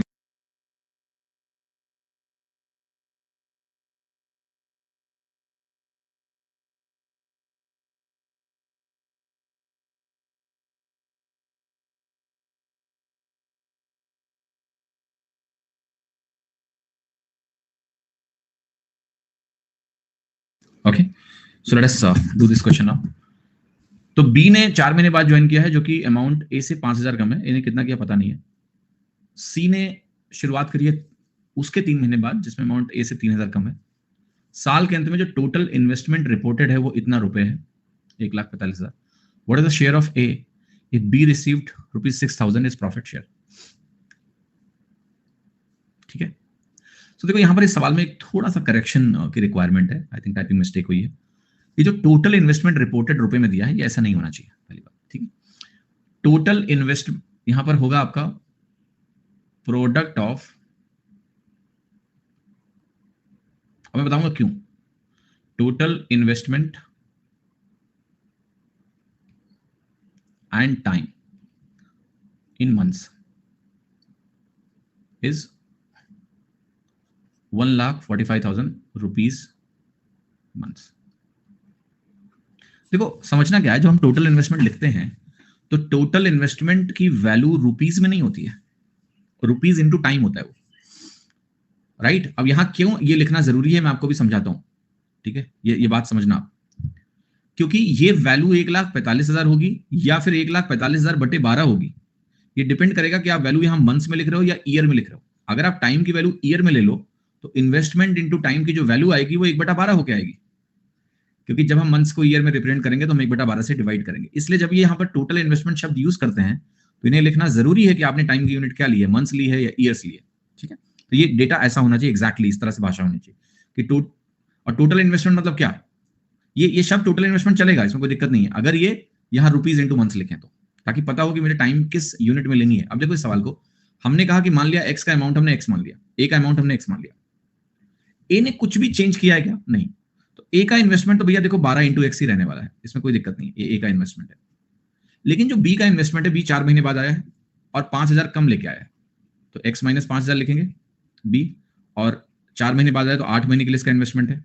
सी की अगर हम बात करें तो सी इसके 3 महीने बाद आया है और ये जो वैल्यू है वो ए से 3,000 कम है, तो ये इसका इन्वेस्टमेंट 5 महीने के लिए होगा। अगर इसके 3 महीने बाद आएगा तो 5 महीने के लिए इन्वेस्ट करेगा, क्योंकि 5 महीने बचेंगे।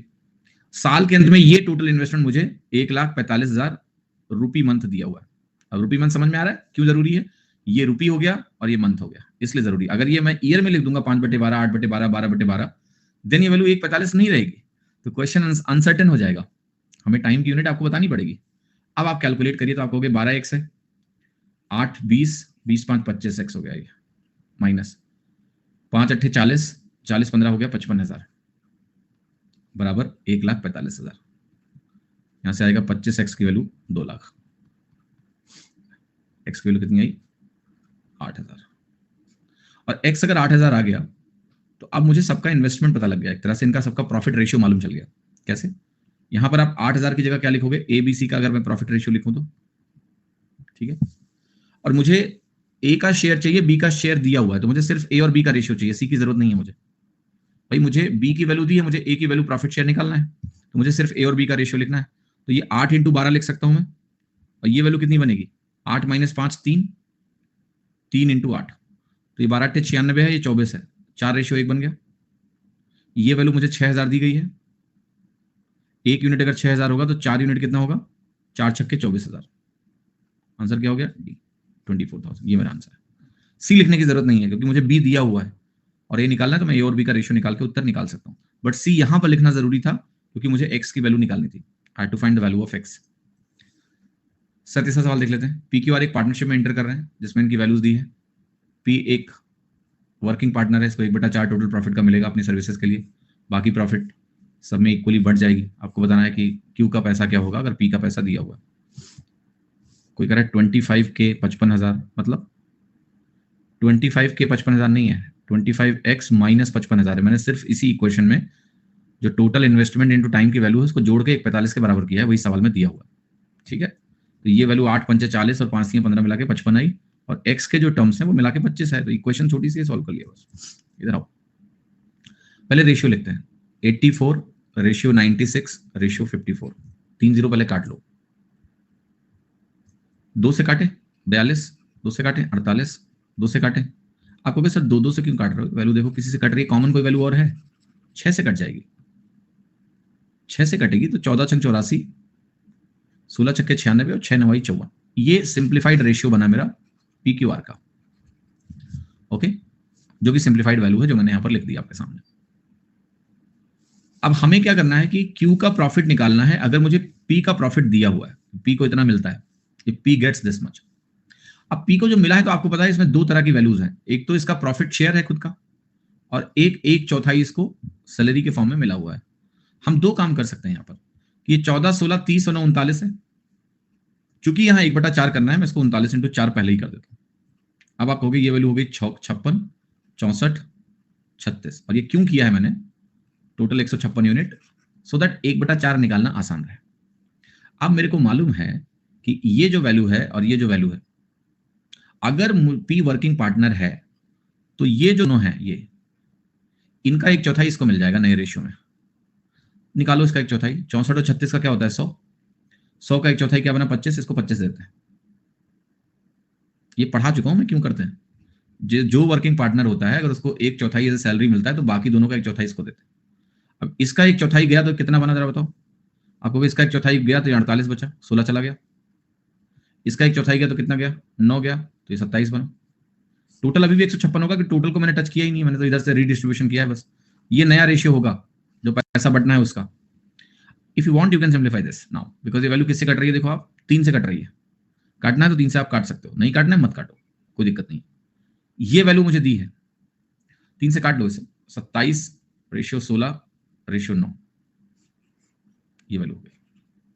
बात सिर्फ पी और क्यू की है, तो पी को 13,365 टोटल मिल रहा है, क्यू को कितना मिलेगा यही मुझे निकालना है।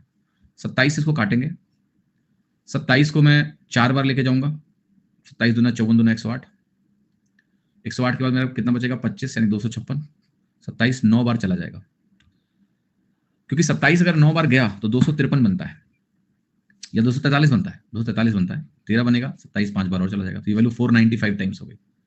तो ये 16 इंटू 495 है, जिसको मैं लिखूंगा 500 माइनस 5, आसान होगा, 8000 माइनस 80, 7920 आंसर हो गया। सो ये मैंने रेशियो को कैसे डिस्ट्रीब्यूट किया है, इसका लॉजिक मैं पहले भी समझा चुका हूं कि वर्किंग पार्टनर को कैसे बाकी दोनों से 1/4 दे दो तो वो रेशियो बन जाता है। 4 से मैंने गुणा इसलिए किया कि यार 1/4 निकालना है तो वैल्यू फ्रैक्शन में ना जाए, सिंपल सी इंटीजर वैल्यूज है, इसलिए पहले ही 4 से गुणा कर लिया, बाद में आंसर आसानी से आ जाएगा, कोई वेरिएबल वगैरह आपको एज्यूम करने की आवश्यकता नहीं पड़ेगी। 38वां सवाल देखिए, कह रहा है ए और बी ने एक बिजनेस शुरू किया है जिसमें ए का कैपिटल 29 टाइम्स है, 29x है, बी का कैपिटल 82,000 है। अगर ए को 20% प्रॉफिट मिलता है सैलरी का और जो ए का शेयर दिया हुआ है कि बी से ज्यादा है, अब कह रहा है had the entire profit been divided in the ratio they invested, B, Om Prakash ji कह रहे हैं 154 का 1/4 मिलेगा पी ना। ओम प्रकाश जी आपने थियरी ठीक से नहीं करी है, फिर मैंने बहुत अच्छे समझाया था कि उसको मिलेगा 154 का ही 1/4, लेकिन खुद का 1/4 निकाल के अगर खुद ही मिल जाता है तो इफेक्टिवली मतलब है कि बाकी दोनों से 1/4 एडिशनल आता है। ठीक है, थियरी बेटा, क्लास में जो कुछ पढ़ाया जाता है उसको बहुत ही रिलीजियसली पढ़ना है आपको, ठीक है, ताकि आप इन चीजों को डायरेक्टली लिख पाए, वरना अटके रहोगे हमेशा। B would have received 48 and more than a share if the earning of A and B are this and this. Find X. 29X is the product of 29 and X. ठीक, चलो सवाल देखो जरा ध्यान से, यहां क्या कह रहा है सवाल को जरा ध्यान से देखो। यहां कह रहा है कि ए और बी ने एक बिजनेस शुरू किया है जिसमें ए का कैपिटल 29 टाइम्स एक्स है, बी का कैपिटल 82,000 है। ठीक है, ए का जो प्रॉफिट है वो कह रहा है कि 20% प्रॉफिट है सैलरी के तौर पे, और ये भी दिया है कि ए का शेयर बी से ज्यादा है and share of A is more than B, 20% profit का भी मिल रहा है, और अगर ओवरऑल हम वैल्यू कैलकुलेट करेंगे तो ए बी से ज्यादा पैसे उठा रहा है, ये दिया हुआ है। अब कह रहा है अगर हम सारे प्रॉफिट्स को उनके इन्वेस्टमेंट रेशियो में बांट दें तो बी को ए से 4800 रुपए ज्यादा मिलते। ए और बी की अर्निंग भी है, एक्स निकालो। अच्छा, मैं एक सवाल पूछूं आप सभी से, जरा उत्तर देना सभी लोग, कि इस सवाल को आप क्या रेट करोगे, इजी, मॉडरेट, डिफिकल्ट? नन भी लगा देते हैं ऐसे, क्योंकि 4 ऑप्शन मुझे मिनिमम देने पड़ेंगे पोल कराने के लिए। चलो देखो जरा, इजी, मॉडरेट, डिफिकल्ट, देखते हैं क्या बोलते हो आप इस सवाल को पढ़ने के बाद, क्या ख्याल आ रहा है तुम्हारे अंदर कि ये सवाल इजी है, मॉडरेट है, डिफिकल्ट है? ओके, जो लोग बोल रहे हैं इजी है, जरा उत्तर बताओ क्या है, आंसर बताओ क्या है, और कितना टाइम लगा आपको लगाने में? ओके, जितने भी लोग बोल रहे हैं इजी है वो जरा इस सवाल का मुझे उत्तर कमेंट करके बताएं, और बताएं कितना टाइम लगा उनको इस सवाल को करने में, how much time they take to solve this question. Okay, तो मैक्सिमम जनता बोल रही है कि मॉडरेट है, उतनी जनता बोल रही है कि डिफिकल्ट है, और 3% लोगों को कुछ हवा ही नहीं है कि ये क्या है। ठीक है, ओके, नहीं आंसर ए है, किया कैसे आपने? ठीक है, ए आंसर होने से क्वेश्चन आसान नहीं हो जाता है। ओके, तो देखो पहली बात तो ये सवाल अगर ओवरऑल बात करें कि एग्जाम में ये प्रश्न आ जाएगा तो मैक्सिमम जनता के लिए सवाल डिफिकल्ट होगा। ओके, मैक्सिमम जनता के लिए सवाल डिफिकल्ट होगा ओवरऑल, बट जो भी लोग थोड़ा सा दिमाग में सवाल को सोचने की क्षमता रखते हैं, सवाल को वो डेड सवाल की तरह नहीं, हमेशा मेमोरी से सवाल नहीं करते हैं बल्कि एक्टिवली सवाल को पढ़ते हैं, उनके लिए सवाल इजी भी नहीं, सुपर इजी है। कैसे? एक लाइन बहुत इंपॉर्टेंट है, और यहां पर आपको समझना है कि सवाल में क्यों जरूरी है कि आप प्रेजेंट रहो, मेमोरी से सवाल नहीं करो, हमेशा प्रेजेंट होकर सवाल करो। ये लाइन देखो, had the entire profit been divided in the ratio they invested, B would have received more than A. अगर मैं प्रॉफिट रेशियो में ही सारी चीजों को बांटूं तो बी को ए से ज्यादा मिलेगा, ये बताने के लिए काफी है कि बी का इन्वेस्टमेंट ए के इन्वेस्टमेंट से ज्यादा है। इस लाइन का ये मतलब है, जो कि लोग कभी ध्यान ही नहीं देंगे। जो सवालों को रट के जाते हैं उनके दिमाग में कभी आएगा ही नहीं। ये जजमेंट बहुत इंपॉर्टेंट होते हैं, ऑप्शन एलिमिनेट करा देते हैं। आप कह रहे हो कि अगर हम पूरा प्रॉफिट रेशियो में बांट दें तो बी को ए से ज्यादा मिलेगा। कितना ज्यादा मिलेगा छोड़ दो, बी को ए से ज्यादा तभी मिलेगा जब बी का इन्वेस्टमेंट ए से ज्यादा हो, क्योंकि टाइम पीरियड यहां अलग अलग है ही नहीं है। अब बी को ए से ज्यादा मिलेगा, इसका मतलब आप ये कहने की कोशिश करो कि 29x की वैल्यू 82,000 से कम होगी। आप खुद बताओ यहां पर x क्या ले सकते हो? 3 ले सकते हो क्या? नहीं। 4 ले सकते हो क्या? नहीं। 5 ले सकते हो? नहीं। 3 से ज्यादा सवाल नहीं उठता। 3 पे 87 हो जाएगा। उत्तर मेरा क्या है? 2000 है। मुझे ये चाहिए अपने बच्चों में बस कि जब आप सवाल को पढ़ें तो बीच बीच में कुछ ऐसे जजमेंट्स आपको साफ साफ दिखने लगेंगे जो ऑप्शन एलिमिनेट कराने में मदद करते हैं। यहां पर ये लाइन इतनी इंपॉर्टेंट है जो बीच में छुपी हुई है कि आप इसको देखोगे ही नहीं कभी। आप बस सवाल पढ़ोगे और लग जाओगे लगाने के लिए। क्या ये जजमेंट इतना मुश्किल है? जी नहीं। अगर आप सवालों को एक्टिवली पढ़ोगे तो जजमेंट बिल्कुल मुश्किल नहीं है। Had the entire profit been divided in the ratio they invested, B would have received more than A. अगर ये लाइन में आपको अलग से लिख के दे दूं तो आप बोल दोगे कि भाई बी का इन्वेस्टमेंट इससे ज्यादा है। बट ये आदत डालनी पड़ेगी। अगर आप आदत डालोगे तो आप ये चीजें करोगे और आपका आंसर क्या हो गया? ए। अब मैं आपको बता रहा हूं ये सवाल कैट में आया हुआ सवाल है। Okay, CAT test logic. उन्हें वो बंदा ही चाहिए जो ये सोच पाता है, राइट? A option. क्या ये सवाल आपके एग्जाम में नहीं आ सकता है? ये सोचना गलत है कि नहीं आ सकता है। क्यों नहीं आ सकता है? एसएससी वाले सवाल चुराते ही हैं, उठा के किसी दिन डाल देंगे सवाल। बट मेरे लिए इंपॉर्टेंट ये है कि आप इस सवाल को ना रटें, बट इस सवाल के माध्यम से एक ये चीज सीख के जाएं कि सवालों के बीच में जो भाषा है उससे आपको एक्टिवली इंगेज करना है। कि अगर कुछ लॉजिकल इंटरप्रिटेशन सवाल से निकल रहा है, जैसे इस तरह का कि ए बी से बड़ा है या बी ए से छोटा है या इसकी इनकम उससे ज्यादा है, उसकी इनकम उससे ज्यादा है, ये इंटरप्रिटेशन आप जल्दी कर पाए। बस ए का हिस्सा मोर है। किसने कहा ए का हिस्सा मोर है? भारत जी सवाल पढ़ो। ए का हिस्सा कम है। बी को अगर ज्यादा प्रॉफिट मिलेगा, अगर पूरा पैसा प्रॉफिट रेशियो में बांट दिया जाए और बी को ज्यादा मिलेगा तो बी का इन्वेस्टमेंट ज्यादा है। ठीक है, ध्यान रखिएगा। क्लियर? तो सवालों को बहुत ही गंभीरता से पढ़ना है, हर सवाल को बहुत इंटरेस्ट से पढ़ो। आपको पता है मुझे सवाल याद नहीं रहते हैं, मैं जानबूझ के नहीं रखता हूं सवालों को। बट ये कुछ सवाल हैं जो कैट वगैरह के प्रश्न हैं, जहां पर कहते ना इनको मैं उस चीज के लिए यूज करता हूँ कि ये शीट में होने ही चाहिए सवाल। ये सवाल मेमोरी में छूट जाते हैं कुछ, अदरवाइज 95% क्वेश्चंस की मैं मेमोरी नहीं करता हूँ कि मैं जब भी सवाल पढ़ूं तो उसकी मेमोरी मेरे पास ना हो, ताकि मैं वही एक्टिवली पढ़ूं और उसी इंटरेस्ट के साथ पढ़ूं कि सवाल मेरे लिए नया है। अब इसमें देखते हैं कि क्या चीजें मुझे दिखती हैं, तो उस तरह से आपको बनना है। अब आते हैं सवाल को करने की कोशिश करते हैं। अगर आप ट्रेडिशनली इसको करोगे तो कैसे होगा? देखो, सबसे पहले हमें समझना क्या कि ए और बी की मुझे अर्निंग दी है, तो क्या इस अर्निंग से मुझे टोटल प्रॉफिट निकल सकता है? यस। तो मैं यहां पर लिखूं टोटल प्रॉफिट, लिख लेते हैं। टोटल प्रॉफिट क्या है? बहुत बड़ा सवाल लगाने में भी नहीं हो जाएगा वहां से भी। 14,880 और 13,120। अगर आप इसको जोड़ दें तो कितना मिला? 28,000। तो टोटल प्रॉफिट कितना है? 28,000 है कि नहीं है? टोटल प्रॉफिट मेरा 28,000 रुपीज है। ये मैंने लिख दिया कि अगर हम पूरा मतलब जो भी आपने बंटवारा किया है, डजंट मैटर, कि अर्निंग अगर ए और बी की इतनी दी है तो टोटल प्रॉफिट इतनी है। अब एक बात ऐसी बोली गई है कि भाई अगर हम इनके इन्वेस्टमेंट रेशियो में इसको बांटते तो इन्वेस्टमेंट रेशियो में बांटने से क्या होगा? इन्वेस्टमेंट रेशियो में बांटने से एक को 4800 रुपए ज्यादा मिलेगा। इस पैसे में हम क्या करते हैं, पहले 4800 रुपए घटा लेते हैं, 4800 निकाल दो तो ये बनेगा 23,200, ऐसा बनेगा। हमने इसे 4800 हटा दिया। अब ए को हम क्या करेंगे, इसका आधा देंगे तो 11,600 ए को मिल जाएगा। इसको 11,600 प्लस 4800 मिलेगा तो ये 15,400 मिलेगा इसको। ये वैल्यूज हो गई ए और B. This is the scenario कि अगर हम फिर से सवाल में आते हैं कि भाई अगर हम इनको पूरे प्रॉफिट को इस रेशियो में बांट देते तो कुछ ऐसा ऐसा हो जाता। अब इसको हम डिवाइड कर ले 4 से, 4 से डिवाइड हो जाएगी सारी वैल्यू।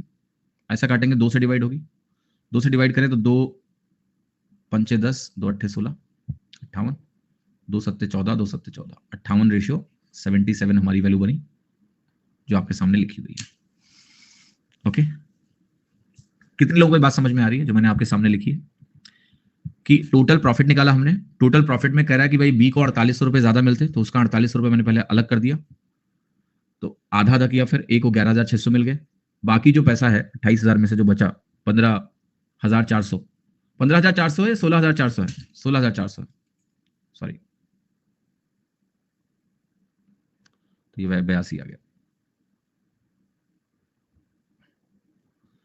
इवन ये 4 से कट जाता तो ये वैल्यू आपकी 29 रेशियो ठीक है, 58 रेशियो 82 इन्वेस्टमेंट रेशियो आ गया। अब आप आओ यहां पर, और ये 82 आपका 82,000 के बराबर है, क्वेश्चन ने बोला है, तो 82 इंटू 1,000 बनेगा, तो ये 58 कितना होगा, 58,000 के बराबर हो जाएगा। क्वेश्चन ने इसी वैल्यू को 29 इंटू 2,000 बोला है, 29x बोला है, यहां से x की वैल्यू आपकी 2,000 सॉल्व होकर आ जाएगी 2000। आप कहोगे सर एक डेटा ये भी दिया है कि ए को 20% मिलता है प्रॉफिट का सैलरी के रूप में, और ए का शेयर बी से ज्यादा है। देखो ये जो डेटा इस क्वेश्चन में दिया है रिडंडेंट डेटा है। रिडंडेंट का मतलब ये है कि सवाल में कहीं भी ऐसा ऑप्शन नहीं कि डेटा इनकंसिस्टेंट है। तो ये जो डेटा है वो रिडंडेंट है कि अगर आप ये अरेंजमेंट करोगे कि ए को आप 20%, देखो आइडियली क्या है, बी ए से ज्यादा है तो बी को ए से ज्यादा मिलेगा आइडियली, बट जो नया अरेंजमेंट हमने बनाया कि बी को हमने 20% सैलरी ए को उठा के दे दी, तो कह रहा है कि ए का शेयर बी से ज्यादा होगा, राइट। यहां पर आपको दिया भी है कि ए का शेयर बी से ज्यादा है, इस तरह का बनाया हुआ है कहानी यहां पर, earning of A and B are this. तो ये डेटा एक रिडंडेंट डेटा है, मतलब एक्स्ट्रा डेटा दिया हुआ है जिसकी आपको जरूरत नहीं है यूज करने की। वो डेटा करेक्ट होगा, आप उसको वेरीफाई करने में ना लग जाओ। ऑलरेडी यहां दिख रहा है कि ए की अर्निंग बी से ज्यादा है सैलरी वाले अरेंजमेंट में, तो हमें उसमें घुसने की आवश्यकता नहीं है। ये फर्जी डेटा दिया है, इसमें फंसना मत। 28,000 के बाद समझ में क्या नहीं आया नेहा जी? मैंने कहा टोटल 28,000 है। अब आपको देखो दो तरीके समझा सकता हूं मैं, कि मैंने कहा टोटल प्रॉफिट 28,000 है, ए और बी का मिला के टोटल 28,000 मिलना है इनको। अब मैं ये कह रहा हूं कि क्वेश्चन में बोला है कि बी को ए से 4800 ज्यादा मिलते हैं, तो बी माइनस से 4800 लिख दो। अगर सब कुछ हम इनके इन्वेस्टमेंट रेशियो में बांटे तो बी को ए से 4800 ज्यादा मिलेंगे। यही सॉल्व किया है मैंने, यही से मैंने सॉल्व किया कि दोनों को जोड़ा तो 2b आ गया, और 2b आ गया 32,800, तो बी आ गया 16,400। दोनों को सब्ट्रैक्ट कर लो, ए की वैल्यू आ जाएगी 11,600। ये निकाला, फिर मैंने कहा ए और बी का रेशियो लिख लो। ए और बी का रेशियो जब आपने लिखा तो ये वैल्यू मैंने 82 लिख के छोड़ दी, इसको 58 लिख के छोड़ दिया। क्वेश्चन में दिया है कि बी का इन्वेस्टमेंट 82,000 का है, तो इसको 82,000 लिखा, ए नेचुरली 58,000 हो गया। अब यही वैल्यू अगर 29x के बराबर है तो यहां से x की वैल्यू 2,000 आ गई। ठीक है, ये सवाल है। 39वां सवाल देखिए, 2 सवाल और बचे हैं, बस क्लास खत्म हो जाएगी आपकी। पी और क्यू ने बिजनेस शुरू किया पार्टनरशिप में, इन्वेस्टमेंट 9 रेशियो 7 का है। 3 महीने के बाद क्यू विड्रॉ करता है 2/3 अपने इन्वेस्टमेंट का। 4 महीने बाद पी विड्रॉ करता है 1/3 अपने इन्वेस्टमेंट का। अगर टोटल प्रॉफिट जो अर्न होता है वो इतना है 9 महीने में, तो आपको बताना है पी और क्यू का शेयर कितना है। ठीक है, 9 रेशियो 7 में इन्वेस्टमेंट है। 3 महीने बाद मैं लिख देता हूं, 9 और 7 लिख लेता हूं। पी ने विड्रॉ किया है कितना, 3 महीने बाद क्यू विड्रॉ कर लेता है 2/3। ठीक, तो 7 3 महीने तक रहेगा, और 2/3 अगर विड्रॉ कर लेगा तो 7 का 1/3 और 2/3 विड्रॉ कर लेगा तो 7 का 1/3 बचेगा। 7 पहले है, 3 महीने बाद अगर 2/3 विड्रॉ हो गया तो 7 का 1/3 बचा, 2/3 तो विड्रॉ हो गया, और ये इन्वेस्टमेंट रहेगा 9 महीने तक। ए के साथ क्या हुआ है, ए उस 3 महीने के 4 महीने बाद, and after 4 month from, sorry 4 महीने बाद, ए का 9 का इन्वेस्टमेंट है 4 महीने तक, फिर 1/3 निकालेगा, 1/3 निकालेगा तो 6 बचेगा अगले 8 महीने तक। ये हमारा पी और क्यू का रेशियो है इन्वेस्टमेंट का। तो 36 और 48 कितना हुआ आपका, 84, 8 6 48 और 36 84 हुआ। यहाँ 3 3 9 बना, 21 21 42 हो गया। ये 2 रेशियो 1 बन रहा है। लेकिन एक चीज समझना, इसमें ये काम करना नहीं है आपको। सवाल में अगली लाइन इंपॉर्टेंट थी कि मामला सिर्फ 9 महीने का है, तो हमें 12 महीने तक नहीं जाना है। तो हमेशा आपको डेटा 12 महीने का नहीं मिलेगा, जैसे इस सवाल में आपको दिया हुआ है। आपको यहाँ 4 के बाद कितने महीने हैं, 5 महीने ही है। आपको यहाँ 3 के बाद 6 महीने है, क्योंकि प्रॉफिट 9 महीने के बाद ही डिस्ट्रीब्यूट हो रहा है, तो हमारा टोटल टाइम 9 महीने का ही है। तो यहीं पर आपको कैलकुलेशन करनी है। 12 महीने हमेशा नहीं होगा, तो इस बात का ध्यान रखें। 36 और 30 आपका 66 बनेगा, 21 और 14 35 बनेगा। ये वैल्यू आपकी है आपके सामने, 66 रेशियो 35, 66 रेशियो 35।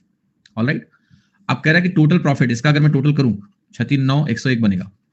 ये वैल्यू 10302 के बराबर है। 101 एकन्नम 101 होता है, 202 बच गया, 101 दुना 202 होता है। ठीक है, तो 0 उतारोगे 2 उतर आएगा, 102 बन गया। तो ये 102 गुना हो गया। अब मुझे पी और क्यू का शेयर निकालना है इंडिविजुअली। एक हो गया 66 इंटू 102 और एक हो गया 35 इंटू 102। कैलकुलेट कर लेते हैं, 6600 और 132, 6732 हो गया, और 3500 और 70, 3570 हो गया। 6632 और 3570, 6732 और 3570, सी ऑप्शन हो गया, सी करेक्ट है। ठीक है, तो ये ख्याल रखना कि 12 महीने यहाँ थे नहीं। 40वां सवाल देखिए, केशव, सुजीत और थॉमस ने एक बिजनेस शुरू किया जिसमें इन्वेस्टमेंट रेशियो आपको दिया हुआ है। जो रेशियो है उनके पीरियड ऑफ इन्वेस्टमेंट वो भी दिए हैं। 20% प्रॉफिट रेंट में जाएगी और मेंटेनेंस में जाएगी, बाकी प्रॉफिट बांटना है, यानी 80% बांटना है।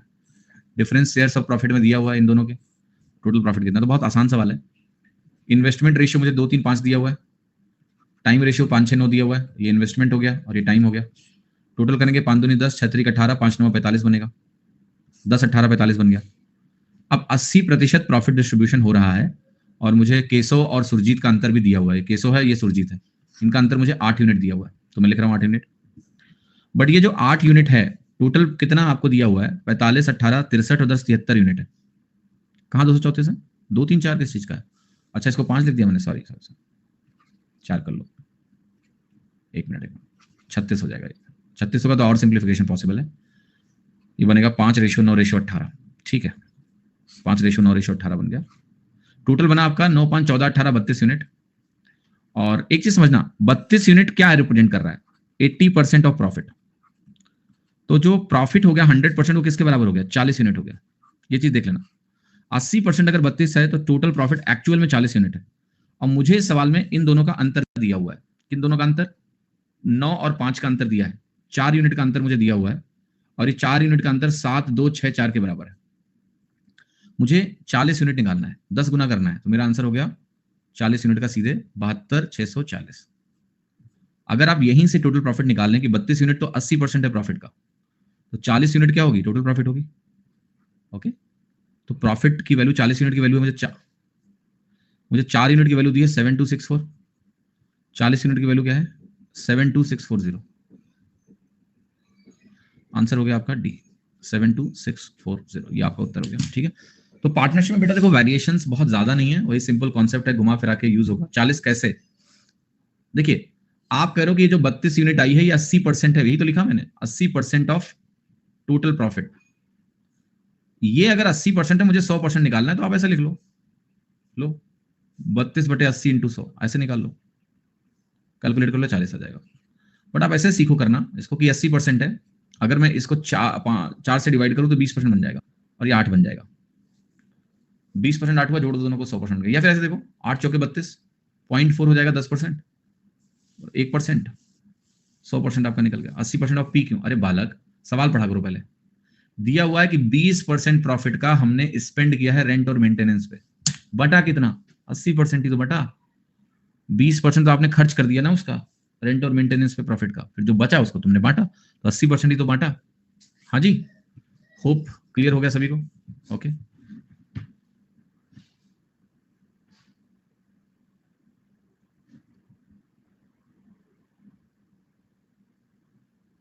ऑलराइट, तो वैरायटी ऑफ क्वेश्चंस देखिए पार्टनरशिप में बहुत ज्यादा नहीं होती, बेसिक कॉन्सेप्ट अगर क्लियर है तो आप सवालों को कर ले जाएंगे। तो इन 40 क्वेश्चंस को अच्छे से रिवाइज करना बहुत जरूरी है, इनका रिवीजन करिए, और बाकी हम एक प्रैक्टिस सीख देंगे, उसको भी आप लगा लेना, ठीक है। और you will get through, it's more about extension of, this is more about extension of ratio, ये टॉपिक रेशियो का ही एक्सटेंशन है और कुछ नहीं है, ठीक है। तो चलिए अभी मैं विदा लेता हूँ, आज मेरे को बहुत तकलीफ है थोड़ा बैठने में, रहते रहते बहुत तेज दर्द उठ रहा है, कल जाऊंगा डॉक्टर के पास दोपहर में, शाम की क्लास लूंगा, तो परेशान ना हो, बैठ के पढ़ाना है तो थोड़ा बहुत दर्द के साथ भी पढ़ा सकते हैं, ठीक है। तो आपकी क्लास शाम को होगी, ख्याल रखिए अपना, ठीक है, बाकी कल बात करेंगे।